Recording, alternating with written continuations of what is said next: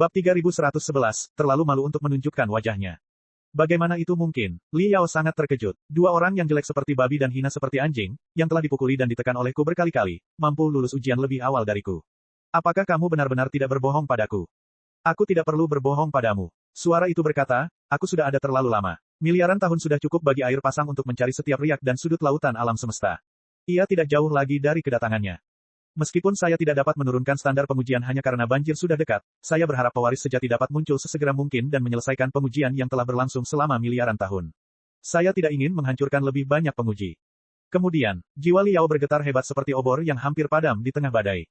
Bisakah kau katakan padaku, jika Lu Qingchen atau iblis mental lulus ujian terlebih dahulu, apakah mereka benar-benar akan menerima warisan peradaban purba?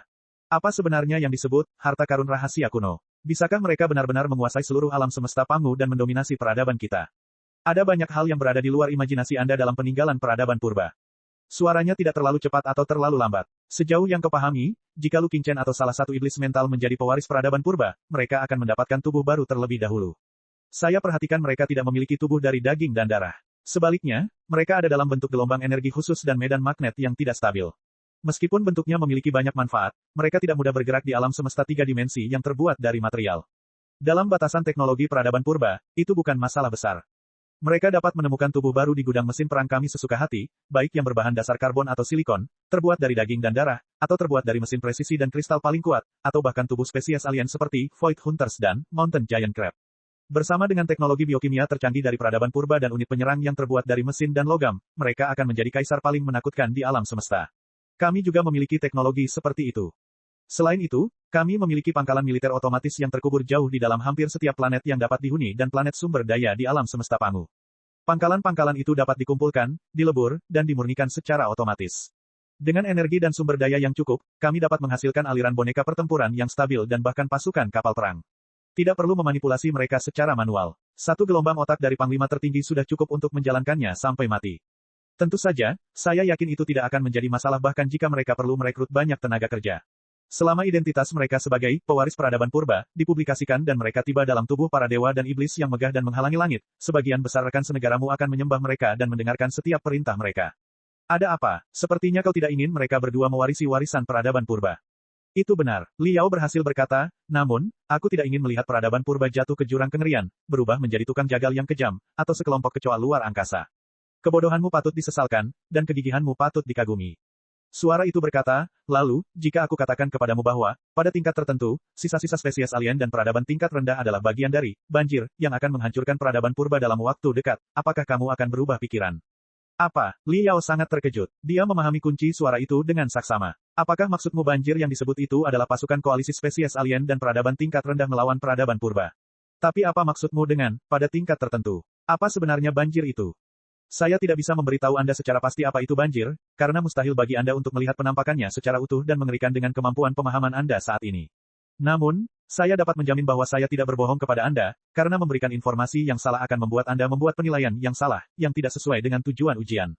Suara itu berkata, secara keseluruhan, dalam sejarah nyata, perintah kepunahan besar, untuk spesies asing dan peradaban tingkat rendah, karena berbagai faktor objektif, terutama karena luasnya lautan bintang dan ketidakefisienan transmisi informasi, tidak dilaksanakan 100%, dan banyak ikan lolos dari jaring.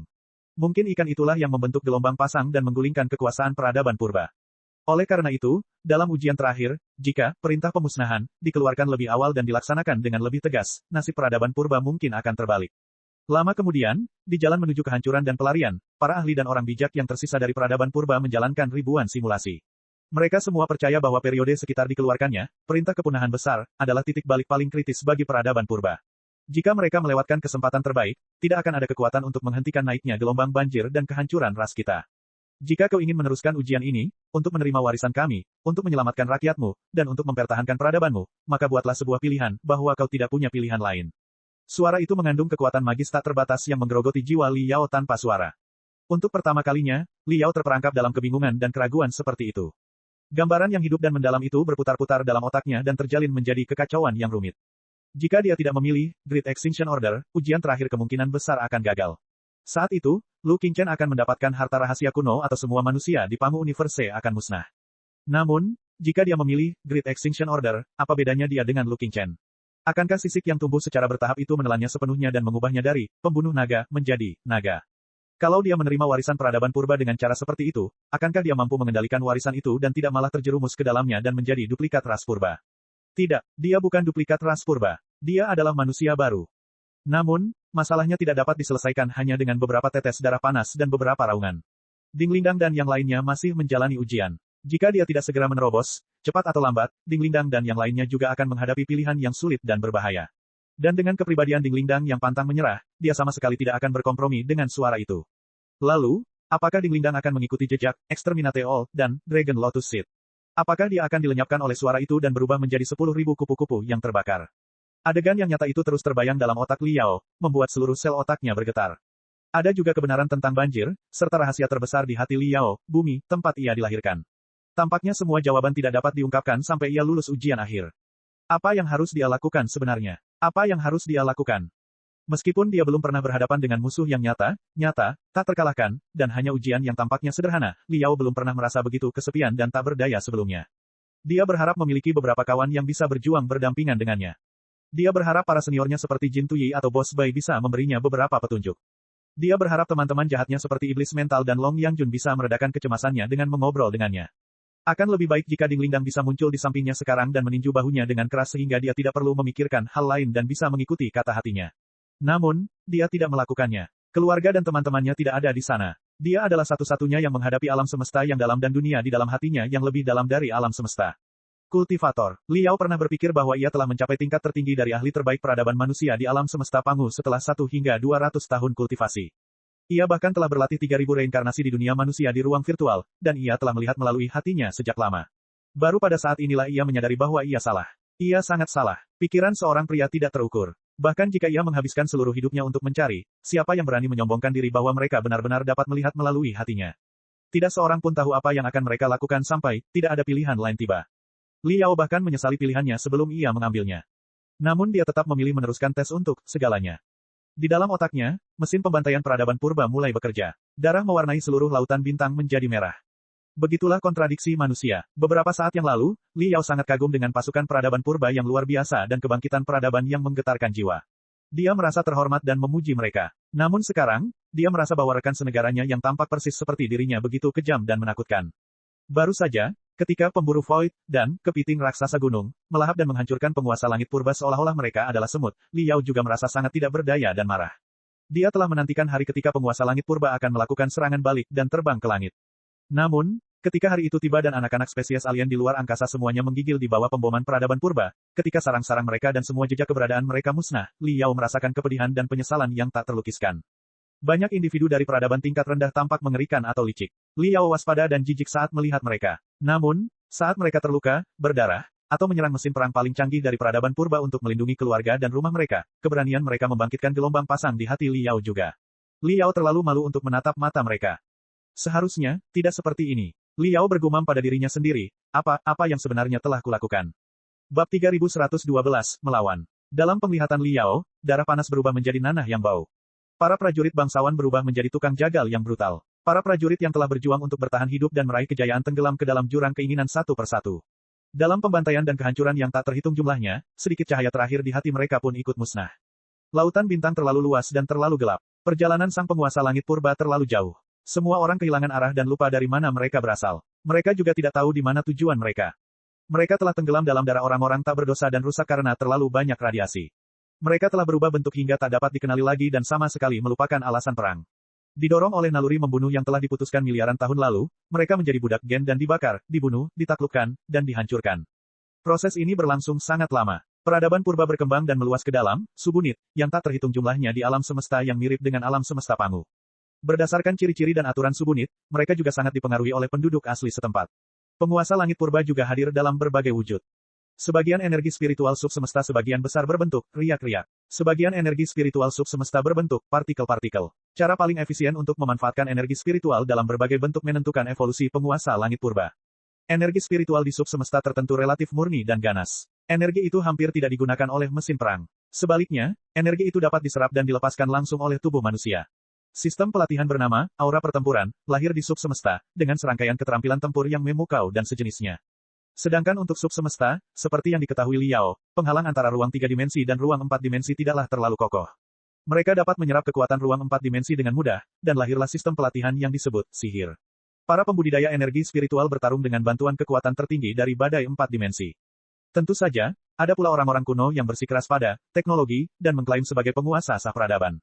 Di beberapa subsemesta yang lebih terpencil, penguasa langit purba adalah yang terbaik dalam menjinakkan spesies alien di luar angkasa dan mengubah binatang buas apokaliptik menjadi tunggangan mereka. Mereka bahkan dapat menemukan cara untuk menyatu dengan binatang buas apokaliptik dan mengubah mereka menjadi prajurit biokimia yang kuat seperti prajurit dewa binatang dan jenderal dewa naga. Di alam semesta yang sangat jauh, perintah pemusnahan tidak dilaksanakan secara efektif. Orang-orang mengebiri spesies alien dan peradaban tingkat rendah menurut metode yang berbeda menurut suara tersebut tetapi tetap membuat mereka tetap hidup. Penaklukan samudera semesta oleh penguasa langit purba bukanlah sesuatu yang dapat diselesaikan dalam semalam. Penaklukan selama jutaan tahun dan jarak yang sangat jauh sudah cukup bagi peradaban penguasa langit purba untuk terbagi menjadi ratusan entitas politik yang berbeda yang sistem kekuatannya dan bahkan penampilannya sama sekali berbeda. Namun, semua orang mengakui bahwa mereka adalah penguasa langit purba dan bahwa mereka berasal dari planet biru kuno dahulu kala, bumi. Setelah periode perpecahan dan keterasingan yang panjang, mustahil bagi ras purba di berbagai subsemesta untuk bersatu selamanya. Ada juga konflik-konflik kecil di antara mereka. Namun, ketika mereka berhadapan dengan spesies alien dan peradaban purba, sikap mereka tetap sama, yaitu menaklukkan dan menghancurkan. Tunggu, Liao selalu merasa ada sesuatu yang tersangkut di tenggorokannya. Pada saat ini, dia akhirnya membuang keraguan di lubuk hatinya. Ada satu hal yang tidak dapat kupahami. Menurut karakteristik subalam semesta, peradaban purba akan mengembangkan arah evolusi, bentuk sosial, dan sistem kekuatan yang berbeda. Munculnya, alam semesta kultivator, alam semesta magis, alam semesta aura pertempuran, alam semesta mekanik, alam semesta teknologi, dan seterusnya semuanya alami dan mudah dipahami. Saya berasumsi bahwa leluhur saya, yaitu Anda, berasal dari alam semesta kultivasi tertentu. Pertanyaanku adalah, mengapa sebagian besar penghuni Cultivation Universe berambut hitam dan bermata hitam, sedangkan Magical Universe berambut pirang dan bermata biru? Itu tidak masuk akal. Setelah ratusan ribu tahun hingga jutaan tahun penaklukan, garis keturunan bumi kuno telah diencerkan hingga hampir nol. Konsep-konsep seperti kebangsaan seharusnya tidak lagi ada, bukan? Semua orang telah meninggalkan konsep-konsep kebangsaan dan garis keturunan kuno. Mereka hidup bersama dan melahirkan spesies manusia baru. Alam semesta kultivasi juga memiliki banyak penduduk dengan rambut pirang dan mata biru. Alam semesta magis juga memiliki banyak penduduk dengan rambut hitam dan mata hitam. Itu wajar saja. Menghadapi pertanyaan Liao, suaranya tetap diam. Mungkin, telah ditantang oleh ratusan generasi penguji, termasuk Lu Qingchen dan iblis mental, tetapi belum pernah menemui masalah seperti itu sebelumnya. Atau apakah itu, jiwa Liao, karena terbakar rasa malu dan amarah, menjadi lebih panas dan lebih tajam? Kamu tidak pernah melupakan kebencian di bumi kuno. Atau lebih tepatnya, di lautan bintang yang mengembara, di era ketika kita berada di perahu yang sama dan berjuang untuk bertahan hidup, kamu pernah melupakan kebencian kuno. Tetapi ketika kekuatanmu terus tumbuh, kamu mengangkat pisau jagalmu terhadap semua kehidupan cerdas berbasis karbon di alam semesta. Dalam proses penaklukan dan penghancuran, kamu menghancurkan kemampuanmu sendiri untuk percaya.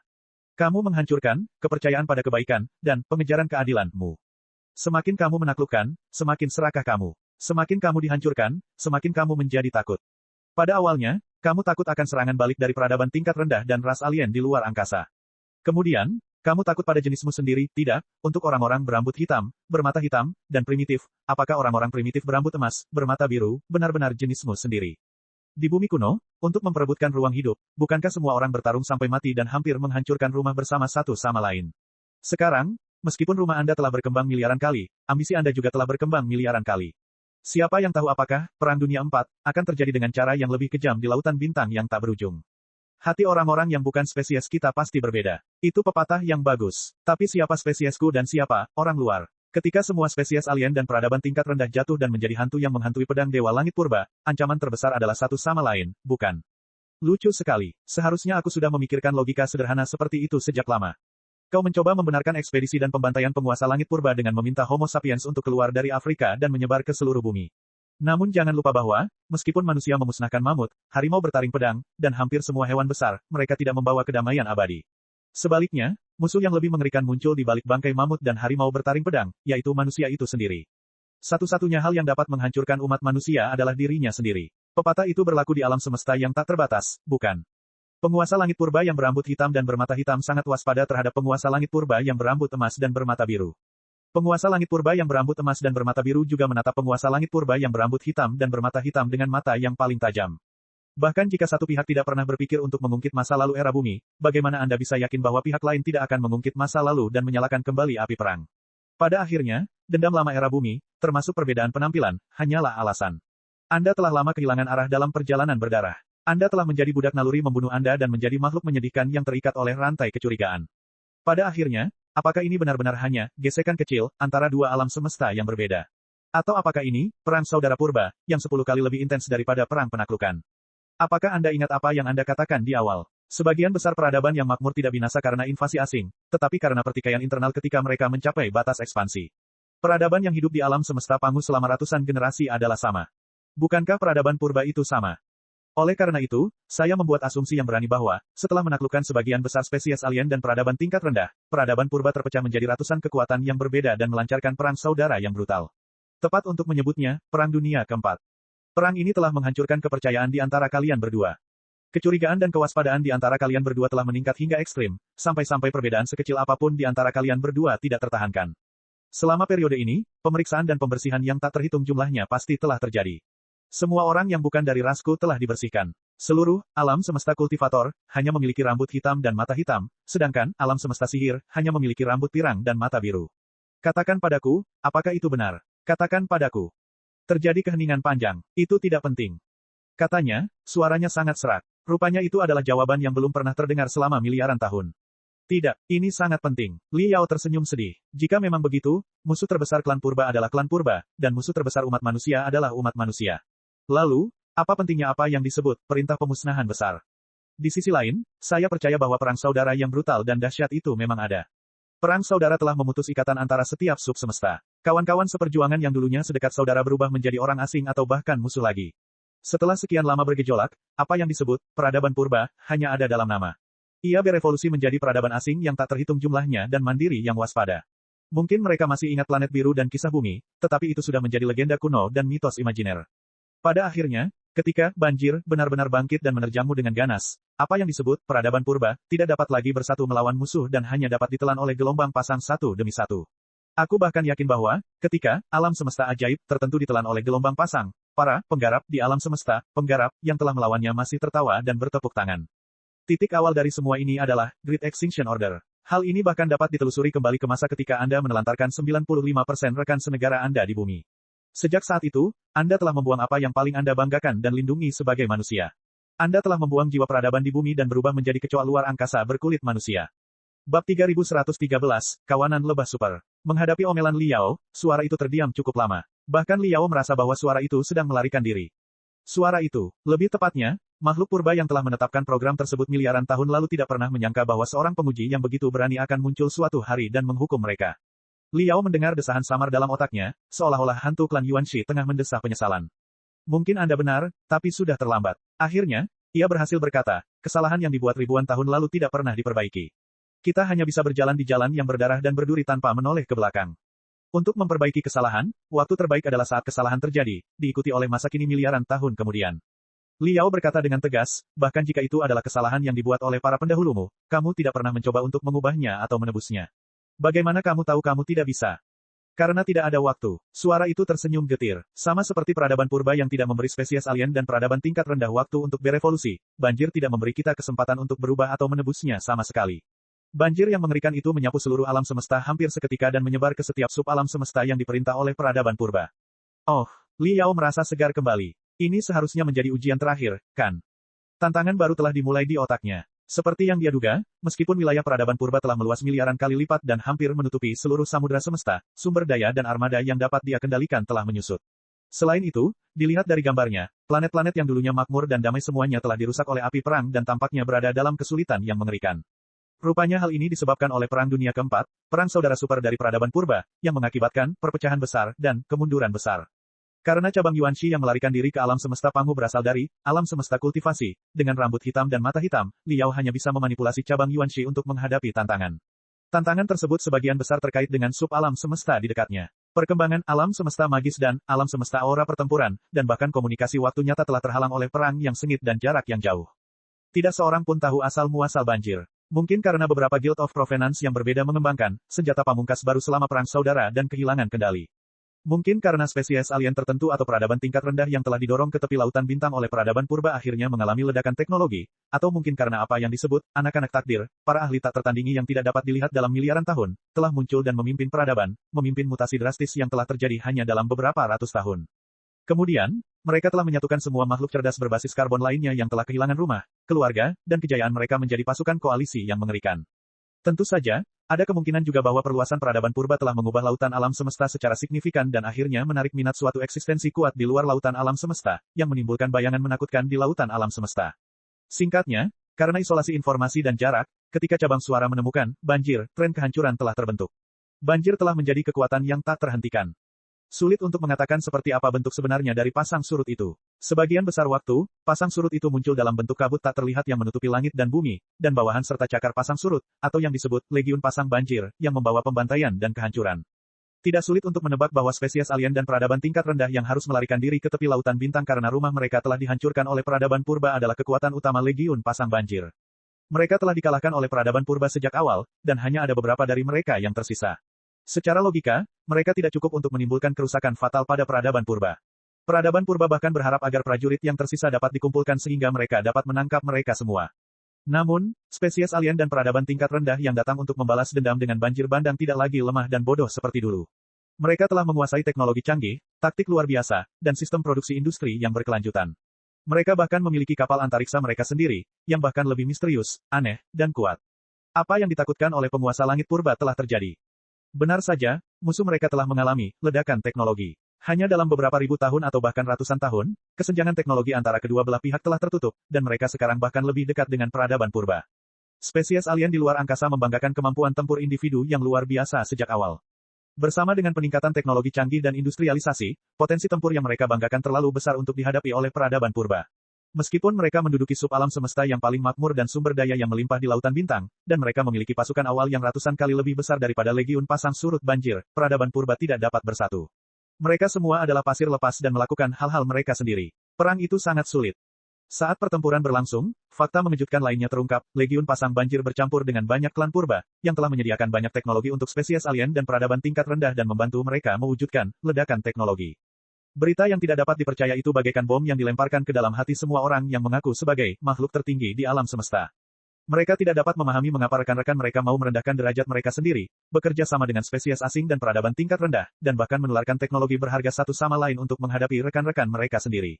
Meskipun perang saudara yang mengguncang bumi baru saja terjadi dan kobaran api perang di banyak sub semesta belum padam, tidak mungkin mereka bisa bekerja sama dengan spesies alien dan peradaban tingkat rendah. Bukankah itu sama saja dengan menggali kuburan mereka sendiri? Peradaban purba juga telah menangkap beberapa pengkhianat yang telah bergabung dengan legiun pasang banjir. Mereka mengira bahwa makhluk purba bergabung dengan legiun pasang surut banjir karena kebencian terhadap perang saudara atau karena konflik kepentingan. Namun hasil interogasi dan penelitian mereka jauh dari itu. Tampaknya para pembelot yang bergabung dengan gelombang pasang, serta spesies alien dan peradaban tingkat rendah, telah dicuci otaknya oleh keberadaan yang misterius namun tak terkalahkan dan percaya bahwa mereka adalah bagian dari gelombang pasang. Mereka telah terhubung ke jaringan atau kesadaran yang sangat besar dan membentuk peradaban lebah baru. Sejak mereka bergabung dengan Flottide, kebencian masa lalu telah terlupakan. Keterasingan antara kedua spesies itu pun hilang. Mereka bukan lagi entitas independen, melainkan sel-sel kecil di dalam Flottide. Semuanya untuk Flottide, yang berada di atas segalanya. Semua teknologi, teknik, dan informasi dapat dibagikan tanpa syarat apapun. Jadi begitu, Liao tiba-tiba menyadari mengapa suara itu sangat membenci peradaban kawanan. Banjir itu sebenarnya adalah versi yang diperkuat dari peradaban lebah. Namun, peradaban lebah biasa, seperti klan Hawi, berasal dari spesies makhluk cerdas yang sama di planet induk yang sama. Mereka hanya dapat bermutasi setelah menyerap gen spesies lain, tetapi sulit bagi mereka untuk mengubah spesies lain menjadi spesies mereka sendiri. Di sisi lain, pasang surut dapat diubah dan diserap tanpa memandang spesiesnya. Tampaknya mereka mempertahankan bakat dan kebijaksanaan alami spesies aslinya. Kalau dipikir-pikir lagi, jika mereka memiliki teknik dan kebijaksanaan dari 1.000 atau bahkan 10.000 spesies yang berbeda, mereka akan menjadi tak terkalahkan. Hal yang paling menakutkan tentang banjir adalah kekuatan cuci otak dan transformasi. Dia menggertakkan giginya, tetapi tidak ada yang bisa dia lakukan. Jika mereka hanya koalisi para pembelot, spesies alien, dan peradaban tingkat rendah, mereka hanyalah sekelompok massa. Tidak peduli seberapa terpecahnya kita selalu bisa menghancurkan mereka. Tetapi Flottide sama sekali bukan musuh dalam pengertian konvensional. Ia adalah virus, wabah, dan api yang membara. Seringkali, setelah pertempuran yang berlarut-larut berakhir, setelah kita mencapai kemenangan yang sulit dengan mengorbankan banyak pengorbanan, kita akan menemukan bahwa banyak orang kita sendiri telah dirusak oleh Flottide dan menjadi anggota Legiun Flottide. Mereka akan memasukkan semua teknologi dan rahasia kita ke dalam Flottide, yang menyebabkan runtuhnya garis pertahanan belakang. Bagaimana kita akan berperang jika keruntuhan seperti itu terulang ribuan kali? Bersamaan dengan ratapan itu, planet-planet yang tak terhitung jumlahnya di bawah kendali peradaban purba muncul dalam pikiran Liao. Liao memiliki perasaan campur aduk saat melihat pemandangan seperti itu. Dia tidak tahu harus berdiri di mana. Perang yang menyebabkan peradaban purba dirusak oleh pasang surut bagaikan replika perang antara Federasi Star Glory dan Kekaisaran Star Ocean, atau lebih tepatnya, versi yang disempurnakan. Perluasan peradaban purba ke seluruh samudera semesta sama sekali tidak glamor, bahkan kejam dan brutal. Namun, selama penjajahan dan pembangunan yang berkepanjangan, berbagai spesies ras purba telah mengembangkan peradaban baru di sub alam semesta yang terus berubah. Generasi baru yang lahir dan dibesarkan di tempat ini juga memiliki hak untuk menjalani kehidupan yang bahagia dan kehendak bebas. Liao tidak dapat mengatakan bahwa generasi baru klan purba yang lahir di lingkungan seperti itu pasti membawa semacam dosa asal. Bahkan jika mereka benar-benar akan bertobat atas semua yang telah diperbuat oleh nenek moyang mereka dan meninggalkan peradaban mereka, mengabaikan kehendak bebas dan kesadaran diri mereka, bergabung dengan gelombang pasang, dan menjadi sel dalam gelombang pasang, hukuman seperti itu terlalu menyedihkan dan tidak masuk akal. Pada saat ini, Liao akhirnya mengerti mengapa peradaban Raja Tinju, termasuk suara di depannya, begitu takut dengan datangnya banjir. Memang benar bahwa kehendak bebas adalah hal yang paling berharga bagi manusia. Jika ia berada dalam situasi saat itu, ia mungkin akan mencemooh tindakan peradaban purba. Namun, ia lebih baik mati daripada ikut banjir. Ia pasti akan melawan, sarang, raksasa itu sampai akhir. Keempat, manusia tidak akan pernah menjadi budak. Bab 3114, Pengujian Nyata dan Palsu. Liao menghadapi tantangan terberat. Jika peragaan ulang penaklukan peradaban purba atas samudera semesta adalah permainan, apapun yang kau lakukan, kau tidak akan pernah gagal. Saat kau bertemu musuh, kau hanya perlu mengumpulkan 10 kali lipat jumlah prajurit untuk menghancurkan mereka. Pertempuran melawan arus saat ini sama saja dengan tingkat kesulitan permainan yang ditingkatkan menjadi neraka. Sekalipun dia mengerahkan segenap kemampuan operasinya yang buruk dan kemampuan memerintahnya. Memeras semua sumber daya yang ada di bawah kendalinya, dan membangkitkan keberanian setiap penguasa langit purba, sekalipun dia akhirnya menyatukan lebih dari 10 sub alam semesta yang waspada dengan lidahnya yang fasih, sekalipun dia membuat setiap pilihan yang benar dan membuat penguasa langit purba berevolusi lagi di bawah tekanan banjir, sekalipun teknologi dan sistem pelatihan legendaris itu hancur hanya dalam beberapa ratus tahun, tetap saja tidak akan mengubah hasil akhirnya. Pertempuran khas antara peradaban purba dan gelombang banjir kerap kali dimulai ketika monster-monster aneh dan mengerikan yang tak terhitung jumlahnya tiba-tiba muncul di pinggiran galaksi yang dikendalikan oleh peradaban purba. Binatang-binatang mimpi buruk itu didasarkan pada tubuh-tubuh besar spesies alien di masa lalu dan berdasarkan pada teknologi mutakhir peradaban purba. Mereka adalah kombinasi sempurna antara daging dan logam dan dapat menggunakan kekuatan yang bahkan lebih mengerikan daripada kapal antariksa. Mereka sering diikuti oleh para pelayan dari peradaban tingkat rendah yang tak terhitung jumlahnya. Dengan bantuan modifikasi banjir dan para pengkhianat, peradaban tingkat rendah membanggakan kemampuan reproduksi yang kuat dan sistem sosial di era industri. Mereka sangat terorganisasi dan berdisiplin tinggi. Bahkan jika para prajurit peradaban purba bangkit dan membayar harga yang mahal untuk mengalahkan musuh, itu tidak akan ada gunanya, karena mereka akan segera terinfeksi atau dicuci otaknya dan kehilangan kesadaran diri. Mereka akan terhubung ke jaringan Flottide dan berubah menjadi sel kecil dari Flottide Legion. Begitu saja, satu demi satu planet jatuh ke jurang, dan satu demi satu galaksi tenggelam oleh pasang surut. Dari alam semesta bawah hingga alam semesta tingkat rendah, kecemerlangan peradaban purba yang luar biasa dikalahkan oleh banjir. Pasang surut itu bagaikan spons yang mengembang dan akan menempati dan menelan seluruh lautan di alam semesta. Liao kelelahan secara mental dan fisik. Semua pilihannya salah. Semua harapan hilang. Tidak ada kekuatan yang dapat menghentikan banjir. Mereka yang tidak mau menjadi sel banjir di sub semesta bahkan tidak punya waktu untuk melarikan diri. Mereka hanya bisa menyaksikan hasil yang bahkan lebih tidak dapat diterima daripada kehancuran yang menimpa mereka. Pada akhirnya, hampir semua pilihan hancur. Untuk ketiga kalinya, satu-satunya pilihan muncul di depan mata Liao. Itu adalah rencana garis pertahanan matahari. Setelah banjir melanda hampir separuh lautan bintang, para anggota klan purba yang tersebar di berbagai subunit akhirnya terbangun dan bergandengan tangan lagi. Sama seperti penduduk bumi yang menghadapi bencana meteorit di masa lalu, mereka mengesampingkan kebencian mereka dan bekerja sama demi tujuan bersama untuk bertahan hidup. Mungkin hanya ketika umat manusia dan makhluk purba dihadapkan dengan ancaman yang tak tertahankan, mereka dapat benar-benar bersatu dan memicu kebijaksanaan dan keberanian di bagian terdalam dari sifat manusia. Itu seperti kutukan atau lelucon yang kejam. Setelah mempelajari fitur-fitur pasang surut banjir secara mendalam dan menyimpulkan rencana pertempuran yang tak terhitung jumlahnya, klan purba yang telah bersatu lagi, mengusulkan rencana garis pertahanan matahari. Bintang-bintang, bola-bola cahaya yang membara, asal mula kehidupan, energi paling dahsyat di alam semesta, dan senjata-senjata paling ampuh. Dengan bencana pasang surut sebagai batasnya, ribuan bintang di dekatnya akan meledak dalam satu tarikan napas, dan ribuan banjir besar yang merusak akan menghantam pasang surut tersebut. Bahkan dampak seperti itu tidak cukup untuk menimbulkan kerusakan fatal pada banjir. Namun, jika semua bintang di dekatnya hancur, area luas, tanah tak bertuan, di mana gas spiritual sangat tipis, sumber daya langka, dan bahkan tidak ada sedikit pun kecerahan akan tercipta. Meskipun mereka tidak tahu terbuat dari apa Flottide, Flottide Legion adalah bentuk kehidupan berbasis karbon yang sangat cerdas. Bahkan jika mereka berubah menjadi salah satu sel Flottide, mereka tetap perlu menyerap banyak energi dan sistem ekologi yang lengkap dan rumit agar dapat bertahan hidup.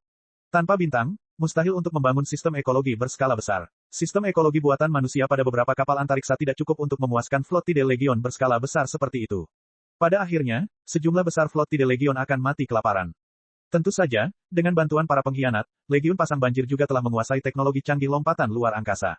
Namun, teknologi lompatan luar angkasa didasarkan pada stabilitas alam semesta 3 dimensi dan koordinat yang tepat. Gelombang energi yang dihasilkan dari penghancuran ribuan bintang cukup untuk mengguncang seluruh lautan bintang. Lompatan luar angkasa yang akurat dan aman tidak akan dilakukan untuk waktu yang lama. Paling tidak, lompatan luar angkasa berskala besar dan terorganisasi akan menjadi bunuh diri. Dengan kata lain, apa yang disebut garis pertahanan surya adalah replika dari strategi bumi hangus dan garis pertahanan tembok besi dalam perang di bumi. Di satu sisi, mereka mencoba untuk mengosongkan semua sumber daya dalam jangkauan serangan musuh, dan di sisi lain, mereka membangun garis pertahanan yang tidak dapat ditembus yang akan menghalangi musuh dan menjebak mereka di dalam. Ledakan ribuan bintang dan bentuk garis pertahanan kehancuran, kegelapan, dan pertahanan. Liao sangat terkejut dengan kehebatan teknologi dan kegilaan peradaban purba. Meskipun ia juga percaya bahwa kehidupan cerdas hanya dapat disebut peradaban, jika ia membuat perubahan yang tidak dapat dihapus pada alam semesta, perubahan tersebut masih terlalu sulit dipercaya dan mengejutkan. Apakah ini raungan paling dahsyat dari peradaban tingkat dewa di saat hidup dan mati? Ya, ini saran terakhir dan satu-satunya untukmu. Suara itu berkata, meskipun peluang keberhasilannya tidak terlalu tinggi, itu adalah satu-satunya cara yang efektif bagi kita untuk menghentikan banjir. Bahkan jika kita tidak dapat menghancurkan banjir, setidaknya kita dapat menghentikannya untuk sementara waktu. Jika kita menghentikannya selama miliaran tahun, kita akan menemukan harapan baru dalam miliaran tahun mendatang. Li Yao terdiam. Dia mempelajari pilihan itu dengan saksama. Sebelum dia membaca penjelasan rinci tentang rencana garis pertahanan matahari, dia telah mendapati jawaban benar, ketiga menjijikan dan menjijikan karena dia tidak mempunyai pilihan lain. Saat dia menelusuri berkas ribuan bintang yang akan dihancurkan, termasuk planet-planet yang berafiliasi dengannya, Li Yao sangat terkejut. Saya perhatikan bahwa ribuan bintang yang ingin Anda hancurkan semuanya terletak di subunit di pusat lautan bintang yang gas spiritualnya sangat padat. Dengan kata lain, semuanya adalah surga, yang penuh dengan vitalitas dan warna, bukan? Li Yao bertanya, ya, tempat-tempat itu adalah target utama banjir. Hanya dengan menghancurkannya terlebih dahulu, banjir dapat dihentikan. Suara itu menjawab, baiklah, jangan bicara tentang apakah menghancurkan hampir setengah dari surga alam di pusat alam semesta lebih jahat daripada bencana pasang surut. Mari kita bicara tentang semua setan primitif yang hidup di sub-alam semesta. Li Yao berkata, dilihat dari waktu datangnya banjir, pasti sudah puluhan ribu tahun, jika tidak ratusan ribu tahun, karena banyak klan penguasa purba bermigrasi ke sub-alam semesta dan berevolusi menjadi peradaban yang berbeda. Mereka berkembang pesat di sub-alam semesta dan membangun sub-alam semesta sebagai rumah baru mereka. Mereka menyebar ke hampir setiap sudut alam semesta. Meskipun nenek moyang makhluk purba adalah tukang daging berdarah dingin, sangat mungkin mereka adalah warga sipil yang bahkan tidak memiliki kekuatan untuk mengikat ayam. Mungkin juga mereka adalah orang tua yang tampak baik hati, anak-anak yang belajar berbicara, dan pria dan wanita yang menjalani kehidupan yang damai dan bahagia. Seluruh kehidupan mereka, termasuk peradaban yang dikonsolidasikan oleh miliaran kehidupan, didasarkan pada penerangan bintang-bintang. Pertanyaanku adalah, apa yang akan kalian lakukan terhadap rekan-rekan senegara kalian setelah kalian menghancurkan ribuan matahari? Haruskah kita mengirim mereka semua ke tempat lain di pesawat luar angkasa? Jangan bicara soal mereka rela atau tidak meninggalkan rumah baru mereka yang sudah dibangun puluhan ribu tahun. Kita bicara saja jumlahnya, yang jauh lebih dari miliar, ya. Apakah Anda punya kemampuan transportasi yang begitu hebat yang bisa mengangkut semua orang dan mendukung konsumsi harian atau hibernasi banyak orang? Saya ragu. Perlu dicatat bahwa pusat samudera semesta telah ditempati oleh air pasang. Anda hanya dapat berlari ke tepi samudera semesta, sebuah desa terpencil yang kekurangan energi spiritual. Anda bahkan tidak tahu di mana tujuan Anda. Tidak mungkin bagi Anda untuk membawa begitu banyak warga sipil bersama Anda, bukan? Pada akhirnya, apa yang terjadi pada sebagian besar warga sipil? Suara itu terdiam lagi. Kau benar, garis pertahanan matahari akan meledakkan banyak surga alam dan menghancurkan rumah-rumah baru yang telah dibangun oleh banyak orang selama puluhan ribu tahun. Selain itu, kita tidak memiliki cukup transportasi dan sumber daya untuk membawa semua rekan senegara kita pergi. Suara itu berkata, itulah sebabnya aku berkata bahwa ini adalah, tidak ada pilihan lain. Banjir bandang sudah dekat. Jika kita tidak mengambil keputusan cepat, banyak dari rekan senegara kita akan jatuh ke tangan banjir bandang. Mereka akan kehilangan kehendak bebas mereka yang paling berharga dan menjadi mayat hidup tanpa pikiran, berubah dari raja alam semesta yang mulia menjadi sel kecil. Tidakkah kau berpikir bahwa martabat dan harga diri mereka akan lebih terpelihara jika mereka mati tanpa rasa sakit seketika? Jawaban itu langsung membekukan jiwa Li Yao, mengubahnya menjadi lautan es yang tak bernyawa.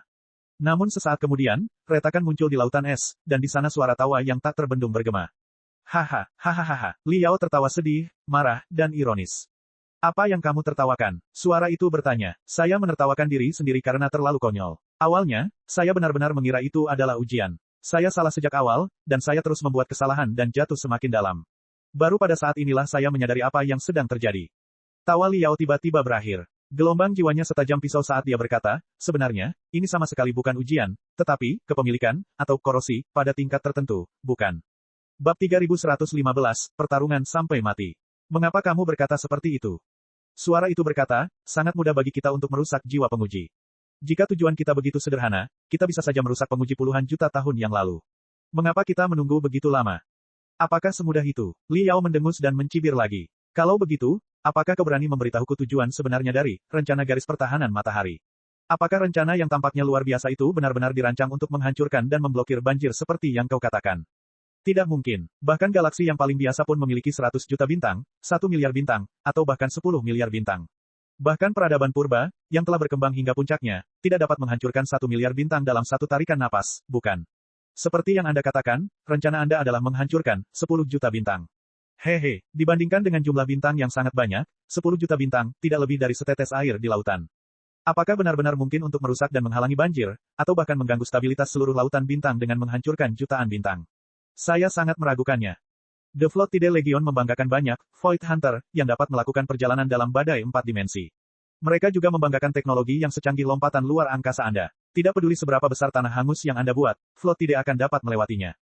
Lalu, apa tujuan sebenarnya dari rencana garis pertahanan matahari? Awalnya aku tidak bisa memahaminya, tetapi ketika kau hendak melakukan pengorbanan yang diperlukan lagi, tiba-tiba aku menyadari sesuatu. Apa yang disebut pengorbanan yang diperlukan harus menjadi tujuan sebenarnya dari rencana garis pertahanan matahari. Sejak awal, kalian tidak pernah berpikir untuk bertarung sampai mati melawan banjir bandang. Kekerasan dan kepengecutan adalah dua sisi mata uang yang sama. Sebagai penguasa alam semesta, kalian telah lama kehilangan keuletan dan keberanian yang pernah kalian miliki saat berhibernasi. Namun, kalian telah ketakutan setengah mati oleh banjir bandang yang dahsyat dan hanya berpikir untuk melarikan diri. Namun, pelarian itu akan memakan waktu. Selain itu, karena kurangnya transportasi dan sumber daya, mustahil bagimu untuk membawa pergi semua iblis primitif itu. Yang lebih buruk adalah, jika sebagian besar warga sipil tertinggal, mereka akan ditelan oleh banjir, yang akan meningkatkan kekuatan banjir hingga 100 kali lipat. Sebentar lagi, mereka akan menyusulmu.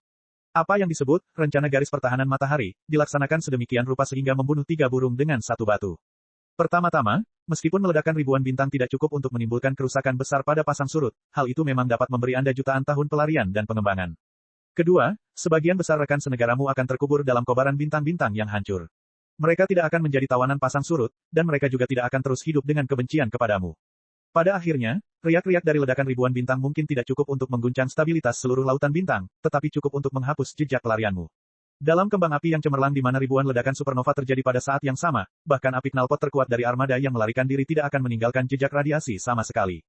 Oleh karena itu, Solar Defense Line Plan, sama sekali bukan rencana ofensif yang berisiko, tetapi rencana pelarian yang hina dan tak tahu malu.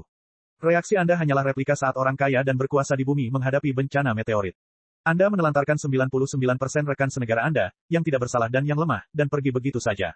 Kali ini, Anda bahkan lebih tak tahu malu daripada sebelumnya. Anda akan menyalakan harapan yang diandalkan rekan senegara Anda untuk membantu Anda menghentikan musuh dan menutupi jejak Anda. Bicaralah, bajingan. Bukankah kau suka mengoceh? Bukankah kau pandai menyembunyikan kepengecutan dan kemunafikanmu dengan kebenaran? Katakan yang sebenarnya. Dia terdiam. Derit, derit, derit, derit, derit. Suara-suara bergema di dalam otak Li Yao, seolah-olah program-program yang telah disimpan dalam harta rahasia purba telah menabrak logika yang mendasarinya dan tidak tahu bagaimana harus merespons. Kita tidak punya pilihan lain. Ia mengulangi dengan datar, kita tidak bisa menunggu untuk dibunuh. Kita hanya bisa membiarkan kebijaksanaan dan para elit peradaban kita pergi terlebih dahulu untuk menjaga percikan peradaban kita. Kita semua ditakdirkan untuk mati. Kita mungkin sebaiknya memberi mereka pembebasan cepat dan menukar pengorbanan mereka untuk manfaat terbesar. Haha, hahaha, hebat sekali, orang bijak dan elit duluan. Hebat sekali, pelepasan yang menyenangkan. Hebat sekali, perdagangan dengan pengorbanan untuk keuntungan terbesar. Bah. Li Yao tertawa terbahak-bahak pada awalnya. Kemudian dia meledak dalam kemarahan. Sudah cukup aku mendengar omong kosongmu. Sudah cukup aku mendengar korupsimu. Aku tidak bisa menahan, tidak ada pilihan lain lebih lama lagi. Biarkan aku, burung nasar Li Yao, memberitahumu pilihan terakhirku. Jika aku benar-benar panglima tertinggi peradaban purba saat itu, aku akan tetap bersama orang dewasa terkuat, paling berani, dan paling bijaksana di peradaban kita. Kita akan menghadapi pasang surut dan berjuang berdampingan sampai salah satu dari kita terbunuh. Kita akan membangun tembok besi yang lebih kokoh daripada garis pertahanan matahari, dengan daging, darah, dan jiwa kita. Kita akan memberikan kesempatan bertahan hidup kepada yang lemah dan anak-anak. Sebelum mereka melarikan diri dengan aman, pasang surut tidak akan mampu melangkahi mayat kita.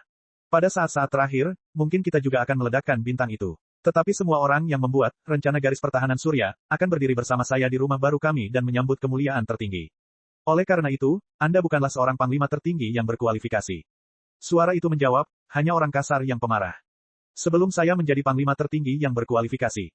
Liao berteriak, pertama-tama, saya adalah manusia yang berkualitas, nyata, dan memiliki kebanggaan serta integritas. Kalau begitu, perlawanan dan rencana pelarianmu kemungkinan besar akan gagal. Suara itu berkata, kamu akan menghancurkan seluruh peradaban. Hanya cara-caramu yang tak tahu malu dan tak berperi kemanusiaan yang dapat menghancurkan peradaban yang pernah hebat.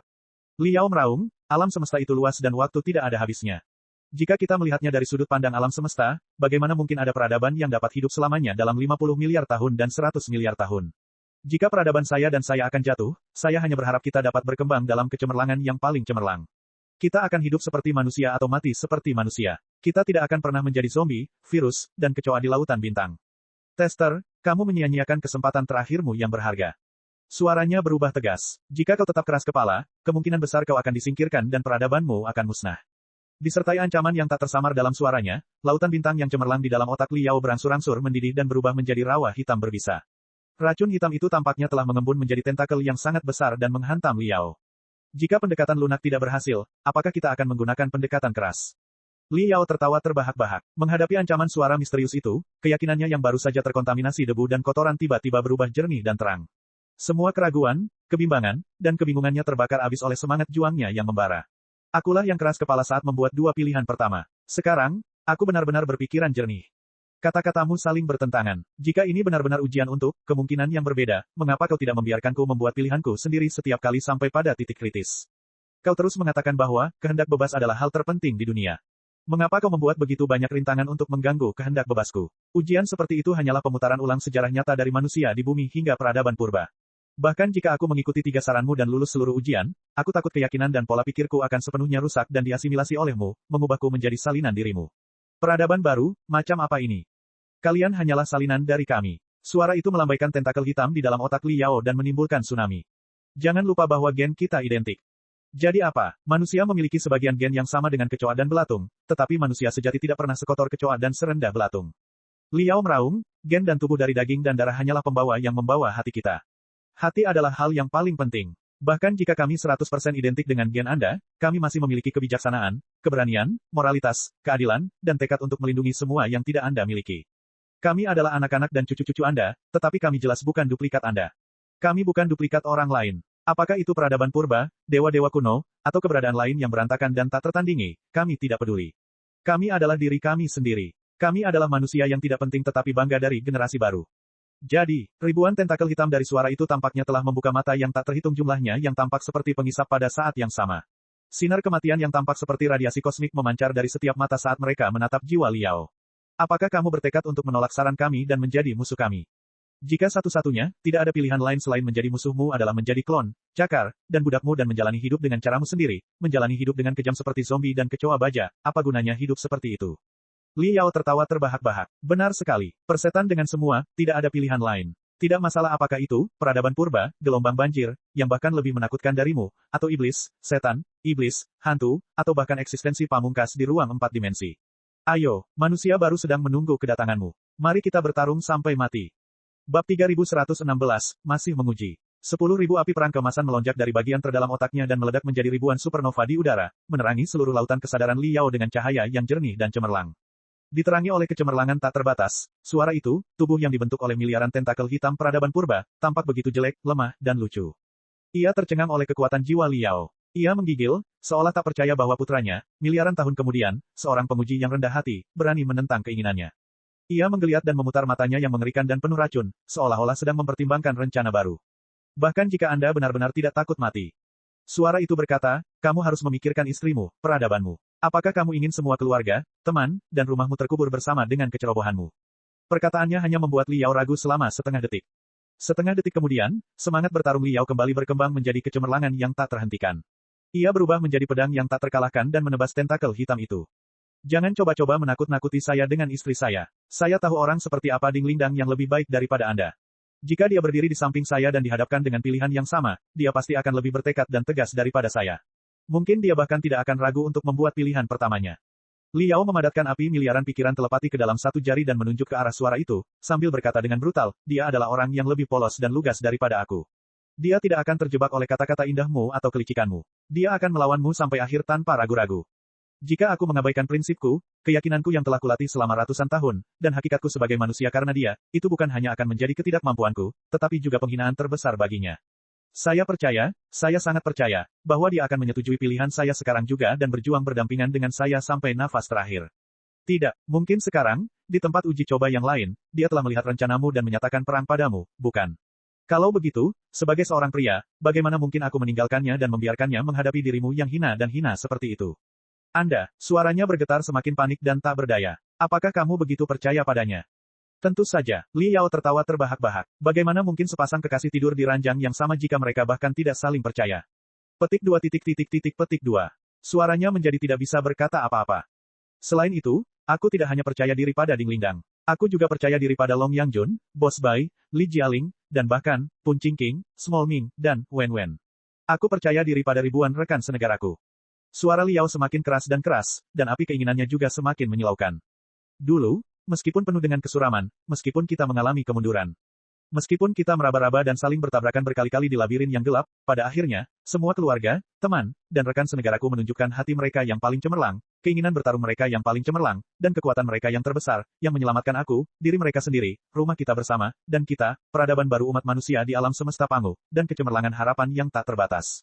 Kali ini, sama saja. Adapun iblis mental dan Lu Qingchen, meskipun mereka jahat, mereka jelas tidak rendah hati atau bodoh. Saya percaya bahwa mereka tidak akan mau menjadi boneka dan bawahan Anda dan menyerahkan semua harga diri dan keinginan bebas mereka.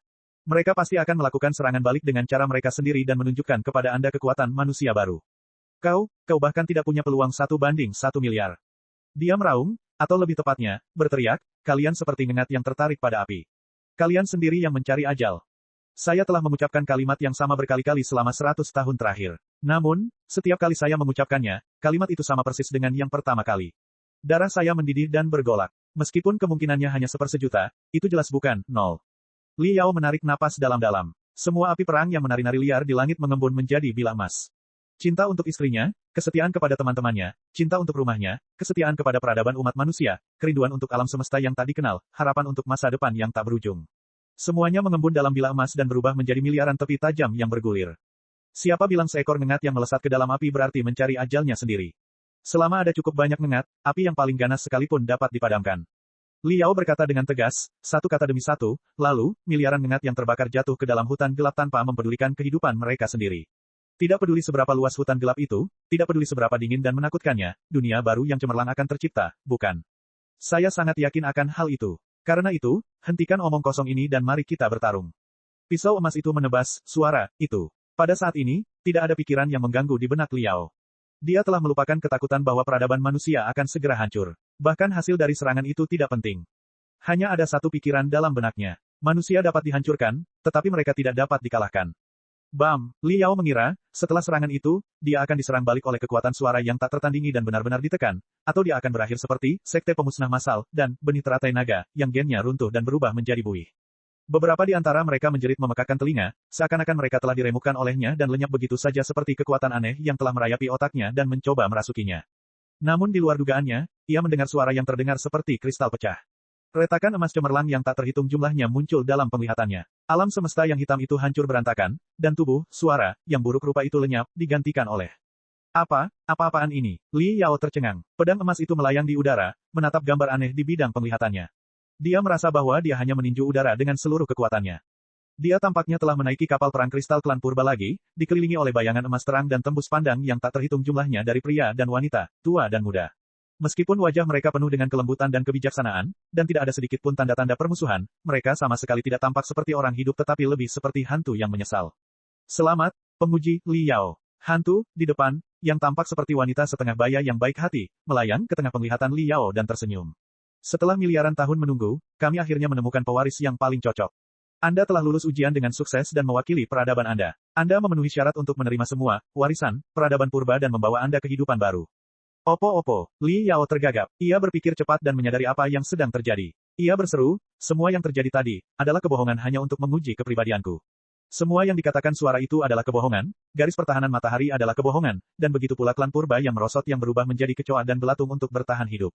Tidak, suara-suara itu nyata. Garis pertahanan matahari juga nyata, termasuk sektor asal yang rusak, yang sama kotornya dengan kecoa dan sama kotornya dengan belatung. Hantu perempuan setengah baya itu masih tersenyum, tetapi ada penyesalan, dan rasa malu yang kuat dalam senyumnya. Namun, jangan bilang padaku bahwa kau tidak berpikir bahwa lumpur kotor tidak dapat menumbuhkan benang sari yang cerah, langit malam yang gelap tidak dapat menghasilkan bintang-bintang yang bersinar, dan keturunan para penjahat pasti sama-sama jorok dan jahat. Mereka tidak tahu bagaimana merenungkan apa yang dilakukan nenek moyang mereka, bukan? Secara khusus, kejahatan bodoh nenek moyang kita tidak membawa kebaikan bagi kita. Sebaliknya, mereka mendorong kita semakin dalam ke rawa kehancuran. Dalam keadaan seperti itu, akankah kita benar-benar menempuh jalan kita sendiri dan mengulangi dekadensi dan aib nenek moyang kita? Apa maksudmu? Li Yao bingung. Saya tidak mengerti. Sederhana saja. 3. Tidak ada pilihan lain yang selama ini mengganggu dan membuatmu marah memang ada, dan itu memang sejarah sebenarnya dari peradaban purba. Namun, ketika kami menyusun prosedurnya, atau lebih tepatnya, ketika kami meninggalkan surat wasiat terakhir, sudah 30.000 tahun sejak bintang-bintang yang tak terhitung jumlahnya dihancurkan dalam rencana garis pertahanan matahari. Hantu perempuan setengah baya, dia mungkin kapten kapal antariksa ras purba, berkata, peradaban purba tidaklah monolitik, dan tidak memiliki keinginan yang bersatu seperti air pasang. Ras purba, yang tersebar di berbagai sub semesta, dapat memiliki norma sosial dan etika mereka sendiri. Ras purba 30.000 tahun yang lalu dan ras purba 30.000 tahun kemudian memiliki pendapat yang sama sekali berbeda ketika mereka melihat suatu masalah. Bahkan di kapal antariksa saya, setiap orang memiliki ide dan ideologi mereka sendiri untuk menyelamatkan peradaban. Maksudmu, Li Yao berpikir sejenak dan berkata, para bangsawan, pembesar, dan elit, yang melaksanakan rencana garis pertahanan matahari, mengorbankan sebagian besar rekan senegaranya, dan menghancurkan surga alam di tengah lautan bintang, dan berjuang untuk bertahan hidup dengan cara yang paling menyedihkan sebenarnya adalah nenek moyang kalian dari 30.000 tahun yang lalu. Sudah 30.000 tahun sejak kalian meninggalkan surat wasiat kalian, dan kalian tidak setuju dengan nenek moyang kalian. Bagaimana mereka bisa setuju? Kapten wanita itu tersenyum pahit. Mari kita kesampingkan keadilan dan kejahatan. Rencana garis pertahanan matahari tidak berbeda dengan rencana kemajuan ketika kita melarikan diri dari bumi. Itu adalah hukuman mati yang akan diperpanjang hingga 30.000 tahun. 30.000 tahun. Selama 30.000 tahun, kita telah hanyut di lautan bintang, menderita erosi akibat kurangnya sumber daya dan klaustrofobia. Kita telah hidup dalam kecemasan setiap hari. Di depan kita adalah kegelapan yang semakin lama semakin sunyi. Kadang-kadang, kita bahkan tidak dapat menemukan zona ruang angkasa dengan gas spiritual tipis setelah berlayar selama ratusan tahun. Di belakang kita adalah legiun air pasang yang mengejar kita dan mencoba menyalipkan kita di pilar rasa malu alam semesta. Kita juga terbebani oleh dosa-dosa leluhur kita dan dosa asal yang kita bawa sejak lahir. Tampaknya setiap dari kita dilahirkan dengan kematian yang menyedihkan dari rekan-rekan kita 30.000 tahun yang lalu. Dalam lingkungan seperti itu, menjalani kehidupan yang hina bukanlah keberuntungan sama sekali, melainkan siksaan yang tak berkesudahan. Kita tidak tahu bagaimana mengakhirinya. Kita bahkan mengeluh tentang mengapa nenek moyang kita melakukan apa yang mereka lakukan sejak awal. Seperti yang Anda katakan, melawan arus di pusat alam semesta akan sangat melegakan bagi kita, bukan? Bab 3117, jawabannya begitu sederhana. Li Yao akhirnya mengerti.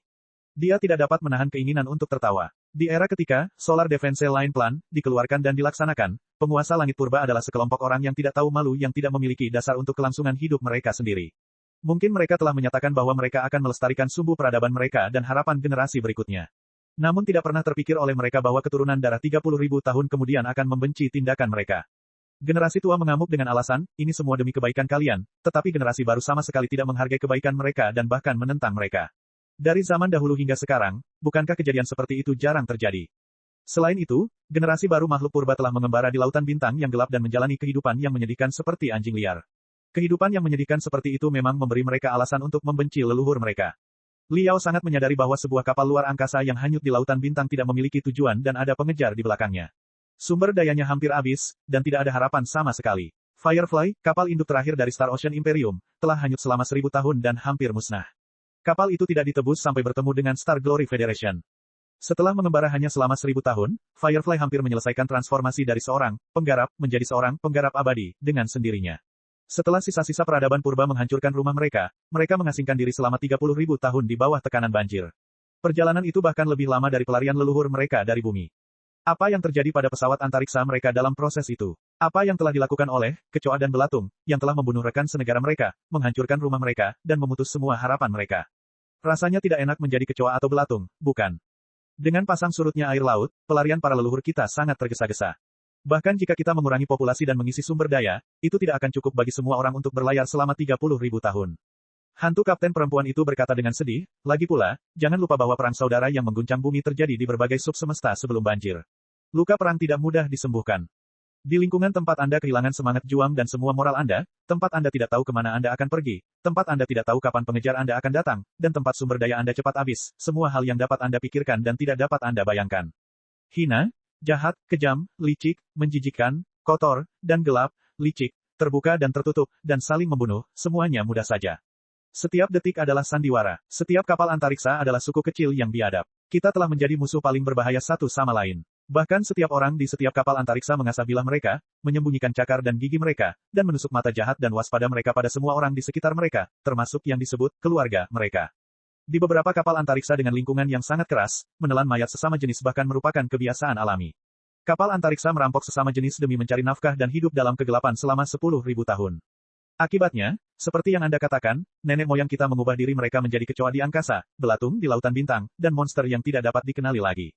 Tidak nyaman. Kehidupan seperti itu terlalu tidak nyaman. Dalam mutasi dan siksaan yang hampir abadi, sebagian makhluk purba mengalami gangguan mental total. Mereka tertawa aneh dan menyesuaikan rute mereka, hanya untuk berbalik 180 derajat dan jatuh ke pelukan arus pasang surut. Mereka meninggalkan rasionalitas dan kehendak bebas mereka dan menjadi sel-sel yang kacau. Beberapa kapal antariksa memberontak. Para pelaut dan awak kapal yang memberontak tidak punya hal lain untuk diminta. Ketika mereka menguasai anjungan, mereka akan mengaktifkan prosedur peledakan diri, kapal antariksa dan mengakhiri rasa malu mereka dengan kembang api yang cemerlang dan membara. Hanya beberapa awak kapal dan penumpang di kapal antariksa yang mampu menanggung penghinaan dan penderitaan. Namun, mereka mulai merenungkan apa yang telah dilakukan leluhur mereka dan makna sebenarnya dari peradaban. Tidak masalah jika Anda mengatakan bahwa kita tidak tahan lagi dengan kehidupan yang memalukan, gelap, dan tidak berarti seperti ini. Singkatnya, sudah waktunya untuk mengakhiri segalanya.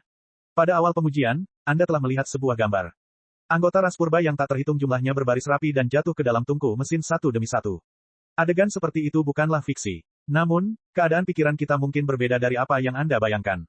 Kami tidak mengubah diri kami menjadi bahan bakar untuk mendorong peradaban maju dengan pola pikir tragis, berkorban untuk peradaban. Sebaliknya, kami dibebani dengan miliaran ton rasa malu dan bersalah. Kami merasa malu menghadapi semua rekan senegara kami yang telah dibunuh oleh nenek moyang kami di masa lalu. Kami malu menghadapi masa lalu dan masa depan peradaban purba yang mulia. Kami tidak dapat menemukan cara untuk menebusnya atau mengubahnya. Karena keputusasaan seperti itu, kami memutuskan untuk mengakhiri semuanya. Li Yao merasa penasaran. Berdasarkan gaya peradaban purba, seharusnya tidak begitu benar dan penuh pengorbanan. Ternyata, yang terjadi bukanlah pengorbanan melainkan rasa malu dan bersalah.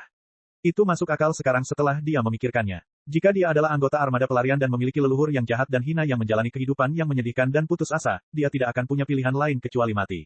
Namun, sebelum kami memutuskan untuk pergi ke sana bersama, penemuan, alam semesta Pangu, memberi kami secercah harapan. Hantu kapten perempuan itu tersenyum dan berkata, peradaban kita benar-benar tidak ada harapan. Pola pikir yang kaku, beban sejarah yang berat, pengejaran dan penyerapan gelombang banjir. Kita telah kehilangan tempat tinggal selama 30.000 tahun. Kita terlalu lelah. Kematian adalah kelegaan terbaik bagi kita. Tetapi bagaimana jika peradaban kita dimulai dari awal? Jika kita dapat memulai kembali peradaban kita dan membiarkannya terlahir kembali dalam penampilan yang benar-benar baru dan sama sekali berbeda, akankah kita memiliki kesempatan untuk menemukan jalan keluar baru dan membuat beberapa perubahan kecil namun penting untuk menghapus semua dosa yang telah kita dan nenek moyang kita lakukan? Kita bahkan mungkin dapat membiarkan seluruh samudera semesta terbebas dari trauma yang disebabkan oleh kita dan banjir. Oleh karena itu, ada tembok hitam, peninggalan kuno, dan ujian terakhir. Hehe, jawaban yang benar untuk ujian akhir itu sederhana. Tidak ada jawaban yang benar sama sekali. Karena semua yang kita lakukan salah, dan kita sama sekali tidak tahu apa pilihan yang benar. Lalu, siapa kita yang bisa menghakimi atau bahkan memanipulasi pilihanmu? Oleh karena itu, bagi para penguji, tidak masalah apa yang Anda pilih atau apa yang Anda lakukan, selama Anda tidak membuat pilihan yang sama seperti kami di saat yang paling kritis. Li Yao awalnya tercengang. Kemudian dia menyadari apa yang sedang terjadi. Jadi, begitulah adanya. Lagi pula, kami telah memberimu 3 kesempatan. Jika kamu membuat pilihan yang sepenuhnya bertentangan dengan keinginan kami dan membuat pilihan yang berlawanan, kamu akan lulus ujian. Hantu kapten perempuan itu tersenyum dan berkata, kelihatannya sederhana, bukan? Namun, selama miliaran tahun, tidak ada satupun penguji dari 100 generasi peradaban yang lulus ujian. Agar ujian tetap berjalan di permukaan, mereka mendengarkan saran kita dan mematuhi keinginan kita tanpa kecuali. Pada akhirnya, mereka menjadi boneka, budak, cakar, gigi, dan duplikat kita. Sungguh lucu. Jika kita saja tidak sebanding dengan banjir bandang, mengapa kita membutuhkan sekelompok boneka, budak, cakar, gigi, dan duplikat? Sekarang setelah kupikir-pikir, itu memang masuk akal. Ujian yang tampaknya sederhana tidak hanya membutuhkan tekad yang kuat, tetapi juga pengorbanan yang tak kenal takut, serta kepercayaan penuh pada kawan-kawan dan rekan senegara kita. Ketiganya adalah hal-hal yang tidak kita miliki dan yang tidak dimiliki oleh ratusan generasi penguji. Namun, hari ini, Anda memiliki semuanya. Benarkah begitu? Kalau saja jiwanya punya gigi, Li Yao pasti sudah menyeringai lebar. Ya, karena itu, kaulah orang yang telah kami tunggu selama miliaran tahun. Kau ditakdirkan untuk mewarisi warisan peradaban purba. Hantu kapten wanita itu menatap Liao dengan mata yang membara. Semua hantu emas terang di dekatnya bersorak untuk Liao. Suara dan efek yang memukau beterbangan di mana-mana. Kemudian, katalog dan berkas terperinci dari harta karun rahasia kuno, yang tak terhitung jumlahnya muncul di otak Liao dan berubah menjadi turbulensi yang berkilauan. Ini adalah armada tak terkalahkan yang telah kami sandar di tembok hitam. Armada ini puluhan ribu tahun lebih maju daripada kapal antariksa aktif Anda. Ini adalah rangka luar yang diperkuat dan mesin perang humanoid super besar.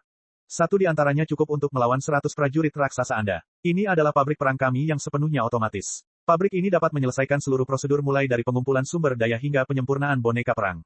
Anda bahkan tidak perlu memerintahkannya. Yang perlu Anda lakukan hanyalah memasukkan perintah dari jarak jauh, dan Anda dapat menduduki atau menghancurkan sebuah planet. Kapten wanita itu tersenyum. Tentu saja, Anda juga akan membutuhkan pohon teknologi, teknik, dan sistem pelatihan dari bumi hingga peradaban purba.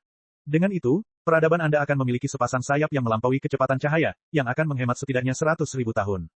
Ayo, semuanya milikmu sekarang. Ambillah dan jadilah penguasa samudera semesta untuk menebus kesalahan kita. Bangun kejayaan baru peradaban purba dan ciptakan masa depan cemerlang yang menjadi milik generasi baru umat manusia. Semua efek suara di belakang kapten wanita itu, pohon teknologi yang menakjubkan, teknik dan sistem pelatihan yang penuh warna, mesin perang yang mengagumkan, harta rahasia yang tak terhitung jumlahnya, warisan, dan kekuatan penghancur, semuanya berubah menjadi ribuan garis cahaya dan berkumpul di telapak tangannya, berubah menjadi kunci emas yang tembus cahaya dan cemerlang. Hantu kapten perempuan itu menyerahkan kunci emas kepada Liao, matanya penuh dengan rasa ingin tahu. Jiwa Liao sangat terkejut dengan ribuan teknik yang ditunjukkan oleh kapten wanita, pohon teknologi, dan mesin perang. Dia tanpa sadar mengulurkan tangan untuk meraihnya.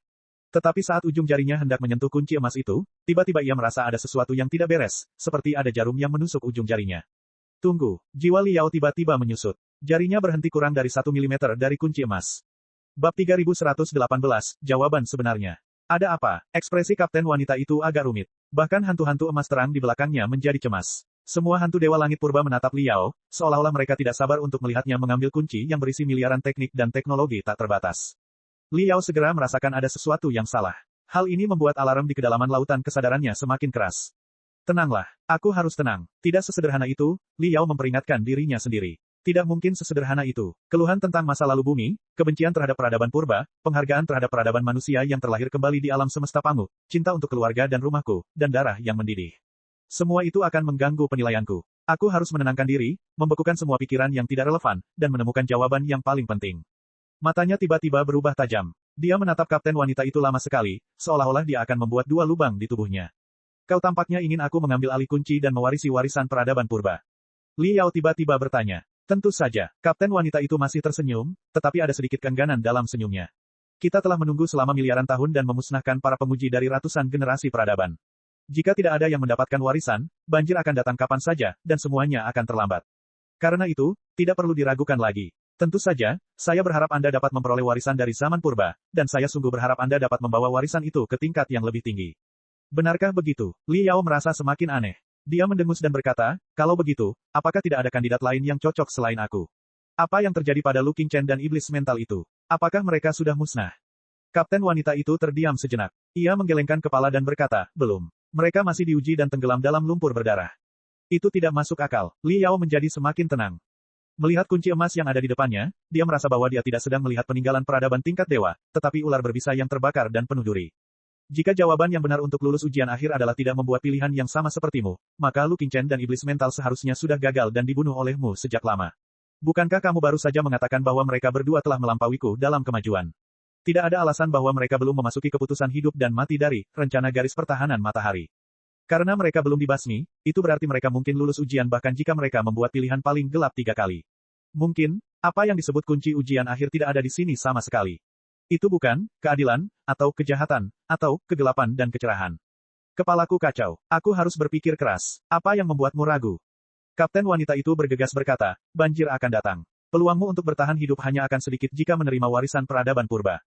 Apa terburu-buru? Liao semakin yakin bahwa intuisinya benar. Bahkan jika banjir benar-benar datang, aku tidak keberatan berpikir selama 3 hingga 5 menit lagi, bukan?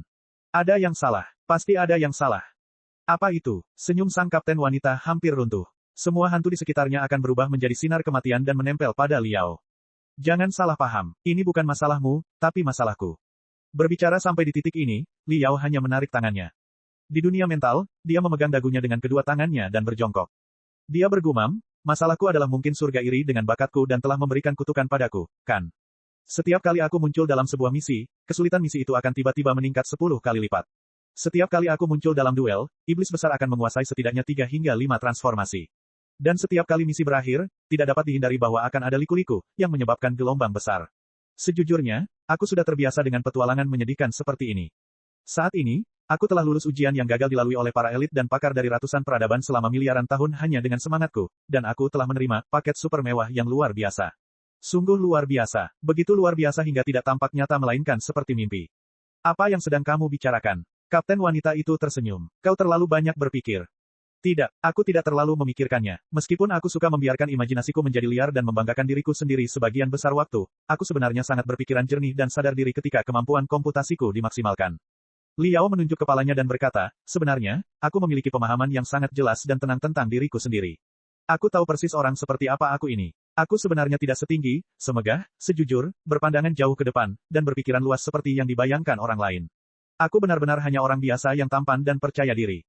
Jika berbicara tentang kemampuan memimpin armada, aku bukanlah orang yang istimewa. Paling tidak, ada ratusan orang di sekitarku yang dapat mengalahkanku. Jika berbicara tentang kemampuan mengoperasikan dan mengelola peradaban, aku bahkan lebih biasa-biasa saja. Aku mungkin tidak dapat mengelola sebuah planet bahkan jika aku diberi satu. Mengenai pengembangan teknologi, reformasi struktur sosial, penyelesaian kepentingan dalam berbagai aspek, dan bahkan cetak biru peradaban 10.000 tahun kemudian. Aku tidak memiliki satu pun dari kemampuan itu. Selain penampilanku, satu-satunya hal yang kumiliki hanyalah sifat pemarah. Namun, sifat pemarah itu adalah sesuatu yang dapat dipicu begitu saja oleh beberapa siswa SMA yang sedang dalam masa kemasan mereka yang tidak puas dengan keinginan mereka. Tidakkah menurutmu terlalu sederhana, terlalu kekanak-kanakan, dan terlalu tidak masuk akal untuk mengandalkan sifat pemarah untuk lulus ujian terakhir? Kapten wanita itu menatap wajah Liao dan berpikir keras. Akhirnya, dia menggelengkan kepalanya dan ragu-ragu. Untungnya, sebelum ujian akhir, saya menerima banyak berkas tentang peradaban kuno dari kaisar tertinggi dan pengamat. Alur pikiran Liao menjadi semakin jelas, dan ucapannya menjadi semakin cepat. Ada 100 peradaban kuno yang mengikuti berbagai arah evolusi dan prinsip moral. Ada peradaban gelap yang berdarah, brutal, dan egois, tetapi ada juga peradaban baik hati dan penuh kecerahan. Ada peradaban yang rendah hati dan pengecut, tetapi ada juga peradaban prajurit yang berdarah panas dan tak kenal takut. Bahkan ada peradaban berotak super, yang penuh dengan skema dan rencana. Peradaban kebaikan yang paling ekstrim menghancurkan sebagian besar senjata mereka setelah mereka berkembang. Mereka bahkan tidak tega menginjak-injak bunga dan rumput. Setiap individu dari peradaban prajurit paling berdarah panas telah mengejar cara yang paling glamor dan mulia untuk mati sepanjang hidup mereka. Satu-satunya keinginan mereka adalah menemukan musuh yang lebih kuat dan terlibat dalam pertempuran hebat dengannya, mati dalam kembang api yang paling cemerlang. Kemampuan komputasi dan kemampuan deduksi, peradaban otak super, puluhan kali lebih tinggi daripada kita dan peradaban pangu. Secara logika, peradaban kebaikan yang paling ekstrim pun tidak akan pernah tergoda olehmu dan memilih jalan yang gelap dan jahat 3 kali berturut-turut. Sejauh menyangkut peradaban prajurit, apa yang disebut rencana garis pertahanan matahari, bukanlah sesuatu yang dapat menodai keyakinan mereka. Mereka pasti akan melawan arus sampai mati. Juga, dengan kemampuan komputasi, analisis, dan deduksi dari peradaban otak super, tidak ada alasan mengapa mereka tidak dapat melihat penipuan sederhana seperti itu. Apa yang disebut, satu-satunya jawaban yang benar adalah tidak ada jawaban yang benar sama sekali, lebih seperti klise. Itu lebih seperti penipuan untuk menipu siswa sekolah menengah yang masih awam. Tidak mungkin untuk menipu para elit, orang bijak, dan orang gila dari 100 generasi peradaban. Karena itu, aku berani berasumsi bahwa kau baru saja berbohong. Aku bukan satu-satunya yang berhasil sejauh ini dalam miliaran tahun terakhir. Ribuan penguji telah berjalan ke tempat ini dan berdiri di depan kunci emas. Paling tidak, peradaban yang sangat ramah, peradaban pejuang yang tak kenal takut, dan peradaban otak super yang telah membuat rencana menyeluruh. Penguji mereka seharusnya berdiri di tempatku sekarang dan mengulurkan tangan mereka ke kunci emas. Sangat disayangkan mereka gagal. Mereka musnah dan hancur. Karena, ini bukan tujuannya. Kita masih dalam tahap ujian, bukan? Kapten wanita itu terdiam cukup lama. Kemudian, dia bertepuk tangan pada Liao bersama dengan hantu emas cemerlang lainnya. Jangan meremehkan dirimu sendiri. Kamu memang sangat cerdas. Kamu adalah orang pertama dalam miliaran tahun yang menyadari bahwa ujian masih berlangsung. Kapten wanita itu tersenyum. Namun, aku belum bisa memberitahumu tujuan sebenarnya dari ujian akhir ini. Kau harus menemukan jawaban yang tepat sendiri dan mencari tahu arti penting ujian ini untuk mempelajari segala hal tentang peradaban purba. Dia memegang kunci emas berkilauan yang berisi ribuan teknologi dan teknik di tangannya dan menawarkannya kepada Liao. Liao menatap kunci emas itu untuk waktu yang lama. Kuncinya tampaknya mampu membuka labirin tak terlihat yang tak terhitung jumlahnya. Setiap labirin menyembunyikan kekuatan penghancur, teknologi luar biasa, dan kekuatan tak tertandingi yang dapat membuat seseorang menjadi raja alam semesta. Tentu saja, Jika dia cukup tidak mementingkan diri sendiri, kuncinya juga dapat membuka segel peradaban umat manusia dan memungkinkan peradaban umat manusia melompat dari jalur evolusi ratusan ribu tahun ke peradaban tingkat dewa, atau setidaknya, peradaban tingkat dewa semu. Tampaknya itu adalah warisan yang menggiurkan dan tidak ada seorang pun yang dapat menolaknya.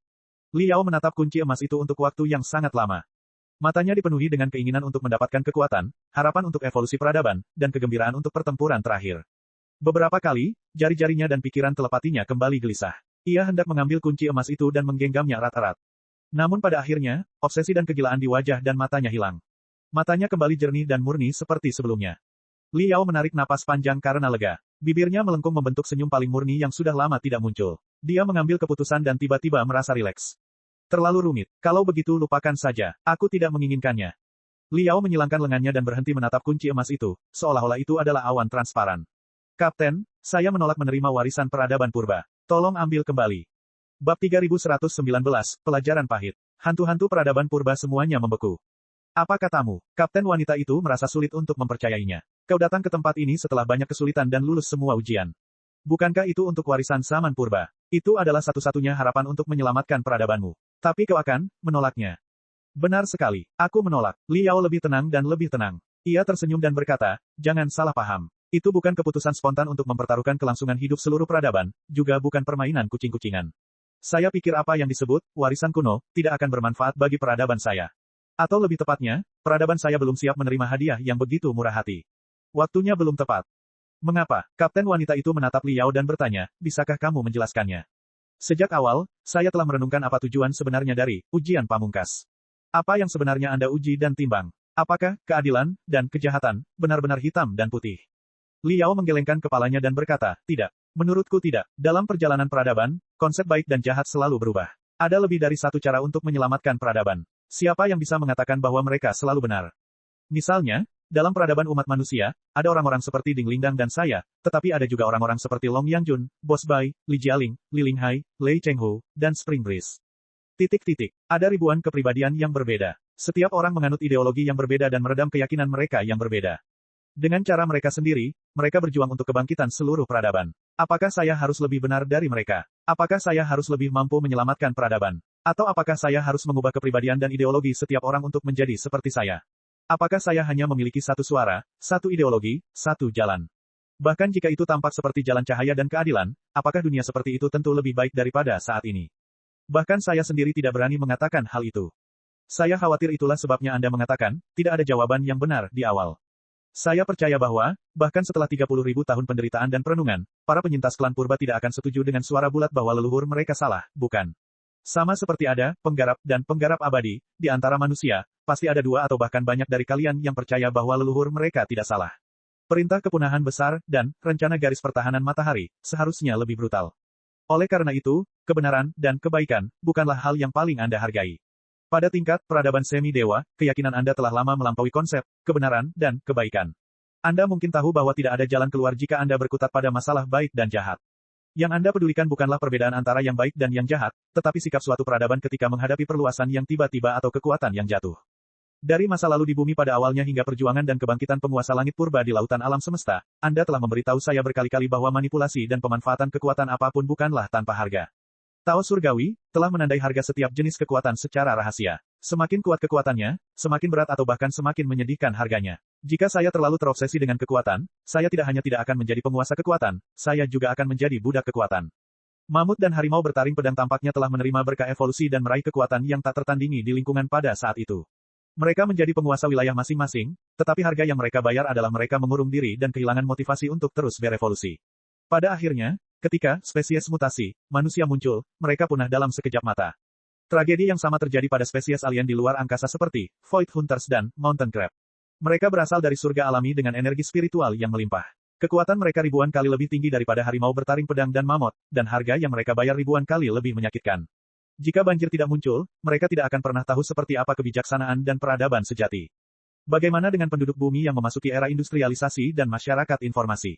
Mereka tampaknya menguasai teknologi canggih dan peradaban luar biasa yang tidak dapat dipahami oleh makhluk hidup lain di bumi, tetapi harga yang mereka bayar adalah mereka kehilangan kendali diri dan merangsang kecenderungan penghancuran diri yang terpendam dalam gen mereka hingga ekstrim.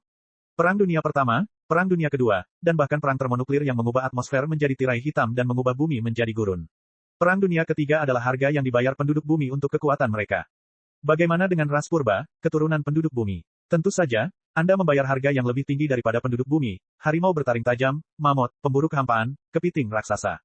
Terlalu cepat. Peradabanmu telah berevolusi terlalu cepat. Kalian bukanlah penduduk asli di pusat alam semesta, melainkan spesies yang bermutasi, yang telah menyerbu. Sebelum kalian tiba di pusat alam semesta, kalian belum pernah bersentuhan dengan energi spiritual dalam skala sebesar itu. Bukankah energi spiritual yang melimpah dan kuat di surga merupakan sumber kekuatan gratis bagi kalian? Dengan bantuan, kekuatan yang sepenuhnya bebas, Anda menyelesaikan transformasi dari peradaban biasa menjadi peradaban semi-dewa hanya dalam waktu puluhan ribu tahun. Anda juga tersesat dalam kekuatan yang luar biasa tanpa kecuali. Dalam sekejap tadi, saya juga mengamati bentuk sosial dan perkembangan teknologi Anda. Saya menemukan bahwa Anda adalah peradaban yang agak tidak normal dengan banyak kesalahan. Di bidang-bidang tertentu, terutama teknologi militer pembantaian berdarah, Anda telah berkembang hingga ke titik kesempurnaan dan bahkan kegilaan. Namun, di beberapa bidang lain yang terkait dengan humaniora, sistem hukum, dan etika, Anda tidak jauh lebih baik daripada orang-orang di bumi. Bahkan, karena dingin dan gelapnya lautan bintang, Anda telah mundur ke tingkat feodal dan kesukuan abad pertengahan di bumi. Pembagian teknologi dan kemanusiaan terlalu aneh. Saya percaya bahwa kekuatan yang merusak spesies alien seperti pemburu void dan kepiting raksasa serta mempertahankan peradaban tingkat rendah dalam masyarakat budak telah mulai merusak peradaban purba juga. Oleh karena itu, mengapa Anda berperilaku begitu buruk di jalan menuju kebangkitan sebuah peradaban? Mengapa Anda mengeluarkan perintah Armageddon besar? Mengapa Anda memulai perang saudara yang brutal lagi ketika Anda melupakan pelajaran dari era bumi setelah membantai sebagian besar peradaban? Mengapa Anda membuang rencana garis pertahanan matahari? Tidak ada artinya menyalahkan standar moral orang-orang tertentu. Akar alasannya adalah Anda tersesat dalam kekuatan di luar kendali Anda dan tidak dapat membebaskan diri sendiri. Pertumbuhan Anda begitu cepat sehingga integritas moral Anda tidak dapat mengimbangi kemajuan teknologi. Anda terlalu serakah. Anda mencoba mengendalikan apa yang tidak dapat Anda kendalikan dan mencapai miliaran tahun kejayaan hanya dalam puluhan ribu tahun. Dalam menghadapi kekuatan absolut dan godaan yang mematikan, apakah mungkin untuk tetap berpikir jernih dan membuat penilaian yang rasional? Ini yang sebenarnya kamu khawatirkan, kan? Kapten wanita itu mendengarkan dengan tenang. Mendengar itu, dia dan para hantu Dewa Langit Purba akhirnya memasang ekspresi malu, menyesal, dan sakit hati.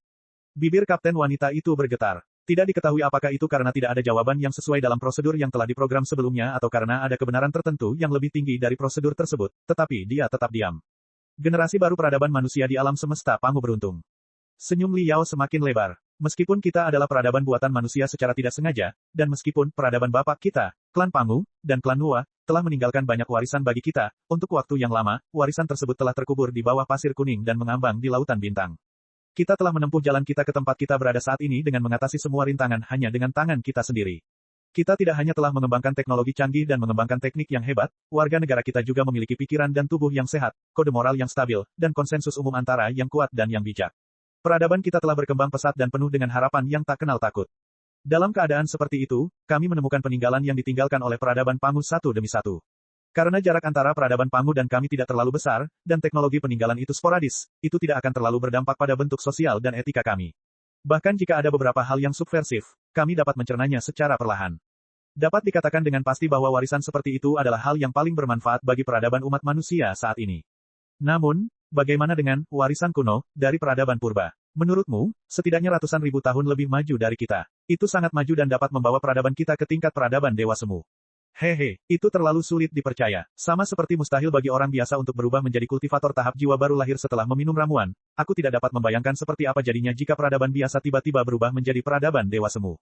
Misalnya, seorang miskin tiba-tiba memenangkan lotre senilai puluhan juta. Menurut Anda, apakah ia memiliki cukup pengetahuan, kemampuan, dan kemauan untuk mengendalikan rezeki nomplok itu dan tidak terjerumus dalam dunia materialistis?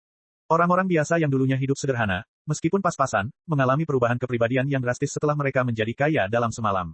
Dirusak oleh keinginan mereka sendiri, mereka mengamuk dan kembali ke kemiskinan. Mereka tidak dapat menerima akhir seperti itu dan jatuh ke jurang yang lebih menyakitkan. Saya telah mendengar banyak cerita serupa. Bahkan saya sendiri, yang dulunya seorang pemuda yang sehat dan ceria, kini menderita gangguan mental kronis karena kekuatan luar biasa yang saya peroleh hanya setelah 100 tahun berlatih. Otak saya rusak parah, kebijaksanaan saya berfluktuasi, dan saya bahkan menderita skizofrenia. Itu semua adalah pelajaran yang menyakitkan. Bab 3120, jalan ada di bawah kaki kita. Kapten wanita dan seluruh hantu menatap Liao dengan tak percaya, tidak tahu apakah mereka sedang melihat seorang jenius atau idiot.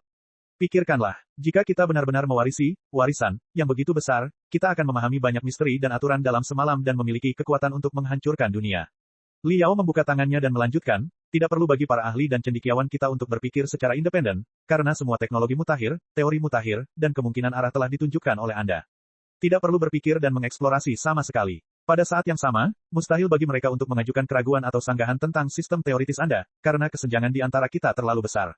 Ini seperti konfrontasi antara siswa sekolah dasar dan mahasiswa. Mereka hanya dapat dituntun oleh Anda dengan patuh. Dan begitu para ahli dan cendekiawan kita, yang paling cerdas, paling paranoid, yang paling percaya pada otoritas, orang-orang yang dipenuhi dengan keinginan untuk menjelajah dan rasa ingin tahu untuk menjelajah, memuja teori dan hukum Anda, mereka tidak akan lagi memiliki pendapat mereka sendiri, dan imajinasi mereka akan terbunuh sebelum waktunya. Bukankah itu berarti bahwa peradaban kita telah sepenuhnya kehilangan semangat penjelajahan independen? Sedangkan untuk para prajurit kita, saat ini, semua ahli manusia telah melalui segala macam kesulitan untuk memiliki kekuatan yang besar. Kekuatan kita semua berasal dari diri kita sendiri. Bahkan anak-anak dari keluarga bangsawan, yang telah mengumpulkan kekuatan mereka dengan sumber daya yang luar biasa, membutuhkan kemauan keras mereka sendiri dan 1000 kali penempaan untuk mencerna dan menyerapnya. Bahkan pertikaian internal yang licik dan kejam antara para penggarap abadi juga merupakan bentuk penempaan. Jika para ahli kita memiliki kekuatan 100 kali lebih besar dari para prajurit dewa raksasa, dalam semalam, aku tidak tahu dampak seperti apa yang akan terjadi pada keyakinan para ahli dan apakah itu akan mendatangkan pukulan yang menghancurkan yang akan mengubah semua ahli manusia menjadi sampah yang tidak berdaya dan tidak memiliki keinginan. Lagi pula, selama kamu memiliki kunci emas, kamu dapat langsung mewarisi warisan. Mengapa kamu perlu menderita? Mengapa kamu perlu bermain-main dengan hidupmu? Mengapa kamu perlu berkultivasi? Mengenai masyarakat kita, sistem sosial kita, dan kode moral kita, segala sesuatu tentang peradaban manusia didasarkan pada sistem pelatihan saat ini, sumber daya yang tersedia, dan tingkat produktivitas. Akan seperti apakah masyarakat kita, etika kita, dan seluruh peradaban kita jika setiap orang memiliki kekuatan untuk membelah gunung dalam satu malam? Akankah seluruh peradaban menjadi gila dan runtuh dalam semalam? Singkatnya, peradaban umat manusia telah sepenuhnya jatuh ke dalam kebesaran, kejayaan, dan kemajuan peradaban purba. Kami memujamu dan mengikuti jejakmu. Pola pikir dan evolusi kami sepenuhnya terbatas dalam kerangka kerjamu. Mustahil bagi kami untuk mempertanyakan jalanmu, teknologimu, dan etikamu, apalagi mengubah apapun. Sebagai hasilnya, seperti yang saya katakan tadi, versi yang lebih kecil dari peradaban purba akan muncul. Apakah itu bermakna? Apakah itu berguna? Bisakah itu menahan banjir dan menemukan harapan baru? Karena itu, aku tidak main-main. Aku dengan tulus menolak pemberianmu. Warisan peradaban purba mungkin merupakan hal yang sangat baik, tetapi itu tidak cocok untuk kita saat ini. Menyelesaikan pidatonya, Li Yao tersenyum dan membungkuk kepada Kapten Wanita dan seluruh hantu klan purba, mengungkapkan rasa terima kasihnya yang paling tulus. Kamu bilang, Kapten Wanita itu ragu-ragu untuk waktu yang lama sebelum dia tersenyum juga. Cukup adil, mungkin terlalu dini untuk mewarisi warisan peradaban purba. Jalan yang benar bagi sebuah peradaban adalah berkembang perlahan dengan kemandirian dan kerja keras. Namun, pernahkah Anda berpikir bahwa waktu tidak menunggu siapapun? Banjir akan datang kapan saja. Cakar dan giginya mungkin telah mencapai alam semesta kecil. Mungkin tidak ada cukup waktu bagi Anda untuk berkembang dengan damai selama ribuan tahun. Tidak mudah bagimu untuk datang sejauh ini dan melihat secercah harapan untuk menyelamatkan peradaban. Apakah kau benar-benar akan kembali dengan tangan hampa? Sepertinya itu sangat disayangkan. Li Yao menggaruk rambutnya dan menyeringai, memperlihatkan giginya yang berkilau. Namun, setelah begitu banyak petualangan, aku telah menemukan jawabannya. Apakah sebuah peradaban dapat diselamatkan atau tidak bergantung pada satu orang, apalagi yang disebut kunci emas. Jika semua manusia bersatu dan melepaskan semua kebijaksanaan dan keberanian mereka, apakah kunci emas benar-benar penting? Lagi pula, aku tidak pernah mengatakan akan kembali dengan tangan hampa. Berkatmu, aku telah menemukan harta karun yang sesungguhnya. Apa? Kapten Wanita itu sedikit terkejut. Kau menolak kunci emas peradaban purba dan mengatakan bahwa kau telah menemukan harta karun yang sebenarnya. Apa sebenarnya itu? Sebelum saya memulai ujian akhir, saya mendengar kata-kata terakhir dari seorang penguji peradaban otak super. Dia berkata, waspadalah, teman-temanku. Tidak ada harta karun kuno sama sekali. Kita adalah harta karun terbesar dari semuanya. Li Yao tersenyum seperti bunga trompet yang mekar maksimal. Berkat kata-kata itu, aku bisa berhenti di saat-saat terakhir dan melihat apa yang disebut ujian terakhir. Saat ini, aku akhirnya mengerti arti penuh dari kata-kata itu. Ya, penguji peradaban otak super itu benar. Dibandingkan dengan harta karun purba peradaban purba, kita adalah harta karun yang layak dihargai dan dijelajahi. Sebelum peradaban manusia dan peradaban Pangu, mayat-mayat dari 100 generasi pelopor telah tergeletak di sini. Saya percaya bahwa para pelopor mengumpulkan esensi dari seluruh peradaban mereka, peralatan sihir dan mesin perang yang paling canggih, prajurit yang paling berani dan paling cerdas, dan bahkan sedikit kekuatan terakhir mereka untuk ujian terakhir. Ketika ujian itu gagal dan peradaban mereka akan musnah, mereka pasti telah meninggalkan kata-kata terakhir yang paling tulus dan informasi yang paling melimpah. Semua perlengkapan sihir, mesin perang, sisa-sisa prajurit dan orang bijak, bahkan seluruh sejarah mereka terkubur di sekitar menara, membentuk tubuh utama peninggalan purba. Bukankah peradaban 100 generasi pionir lebih layak dipelajari daripada peradaban purba? Dari segi tingkat evolusi peradaban mereka, mereka hampir sama dengan peradaban manusia. Tingkat tertinggi peradaban mereka tidak jauh lebih tinggi dari peradaban Pangu, dan tingkat terendah peradaban mereka tidak lebih rendah dari peradaban manusia ribuan tahun lalu. Mereka tidak hanya cukup berharga bagi kita untuk dipelajari dan menyediakan nutrisi yang melimpah bagi kita, kita juga tidak perlu khawatir pengaruh mereka akan terlalu kuat dan membawa peradaban kita ke jurang kehancuran. Sementara itu, peradaban dari ratusan generasi pelopor telah tumbuh tanpa hambatan apapun. Ada berbagai macam evolusi dan bentuk sosial yang aneh. Sejarah kebangkitan dan kejatuhan mereka dapat memberi kita pencerahan dan pelajaran yang tak terhitung jumlahnya. Mereka dapat membantu kita menemukan banyak masalah tak terduga dan bahkan menginspirasi kita untuk memulai jalan yang belum pernah terjadi sebelumnya. Jika kita dapat menenangkan diri dan menyerap peradaban 100 generasi pelopor bersama dengan hakikat peradaban Pangu, bukankah akan lebih aman dan lebih efisien untuk menggabungkan 101 peradaban itu menjadi satu peradaban daripada menelan peradaban purba secara gegabah? Saya rasa ini adalah jawaban yang dipikirkan oleh penguji peradaban otak super sebelum kematiannya. Itulah sebabnya dia mengatakan bahwa harta karun yang sebenarnya bukanlah peradaban purba, melainkan diri kita sendiri. Kita adalah para pelopor yang lahir di alam semesta Pangu dan akhirnya jatuh ke menara surga. Sayang sekali, ada begitu banyak mayat dan kata-kata terakhir peradaban para pelopor yang dapat kita pelajari. Itu lebih dari cukup untuk peradaban saat ini. Kita tidak perlu membobol menara surga dan melakukan pengujian apapun. Sayang sekali para pelopor sebelumnya terlalu tidak percaya diri dengan peradaban mereka sendiri dan terlalu rakus dengan apa yang disebut warisan kuno. Mereka selalu percaya bahwa semakin tua mereka, semakin kuat mereka. Warisan kuno pasti akan membantu mereka menyelesaikan semua masalah mereka. Tidak ada yang namanya tawar-menawar di dunia ini. Anda, kapten wanita itu berseru, dia benar-benar berbeda dari penguji lainnya. Mungkin karena keberuntunganku sedang tidak baik. Setiap kali aku ingin mengambil jalan pintas, aku akan mengalami kerugian besar. Lambat laun, aku akan mengerti bahwa tidak ada jalan pintas di dunia ini, kan? Liao mengangkat bahu dan membuka tangannya sambil berkata, jalan pintas terpendek adalah menginjak tanah yang kokoh. Lebih baik memiliki milik sendiri daripada memiliki milik sendiri. Dibandingkan dengan warisan yang jatuh dari langit, lebih nyaman menikmati kekuatan yang diperoleh dengan susah payah. Jika aku memahami logikanya lebih awal, aku tidak perlu memanjat menara sialan itu dan menjalankan tes sama sekali. Tapi ini juga bagus. Paling tidak, selama tes, aku melihat sejarah antara manusia bumi dan penguasa langit purba dengan jelas. Meskipun sejarah yang kau berikan kepadaku salah, pelajaran yang kupetik itu nyata. Selain itu, aku melihat luasnya lautan bintang, kecemerlangan peradaban, dan kecemerlangan semua jenis spesies. Ini adalah harta rahasia yang lebih berharga dibandingkan dengan kekuatan murni, kan? Mungkin, kapten wanita itu tersenyum tanpa komitmen. Apakah kamu benar-benar tidak menginginkan warisan peradaban purba? Sama sekali tidak, tidak akan pernah. Siapa bilang saya tidak pernah mau? Saya tidak sebodoh itu. Saya tidak mau mempelajari sesuatu yang sudah dipelajari oleh para pendahulu saya dan harus mempelajarinya dari awal, seperti yang saya katakan tadi, waktunya belum tiba. Liao berkata dengan yakin, saya sangat yakin bahwa peradaban umat manusia memiliki cukup kebijaksanaan untuk menganalisis dan mencerna esensi dari 100 generasi pelopor, untuk meneruskan warisan mereka, dan menjadi peradaban super yang terkuat, paling bijaksana, dan paling cemerlang dalam sejarah alam semesta Pangu. Pada saat itu, kita akan memenuhi syarat untuk mewarisi warisan peradaban purba. Selama warisan Anda ada di suatu tempat di alam semesta Pangu, baik itu di zona ruang angkasa rahasia, ruang yang dikelilingi oleh dinding hitam, atau bahkan dalam lipatan waktu, kita pasti akan menemukannya. Apakah kamu mengerti? Tentu saja, kami mendambakan warisan zaman purba, tetapi kami tidak menginginkan belas kasihan siapapun. Kami harus menjelajahi dan menggali dengan tangan kami sendiri, jalannya ada di bawah kaki kami. Beginilah cara kami berjalan. Cek cek cek cek cek cek cek cek. Rakan-rakan kultivator sekalian, sebelum retret, sila terus berkultivasi untuk jurus subscribe, like, share dan komentar agar sekte novel Sadim terus berkembang pesat.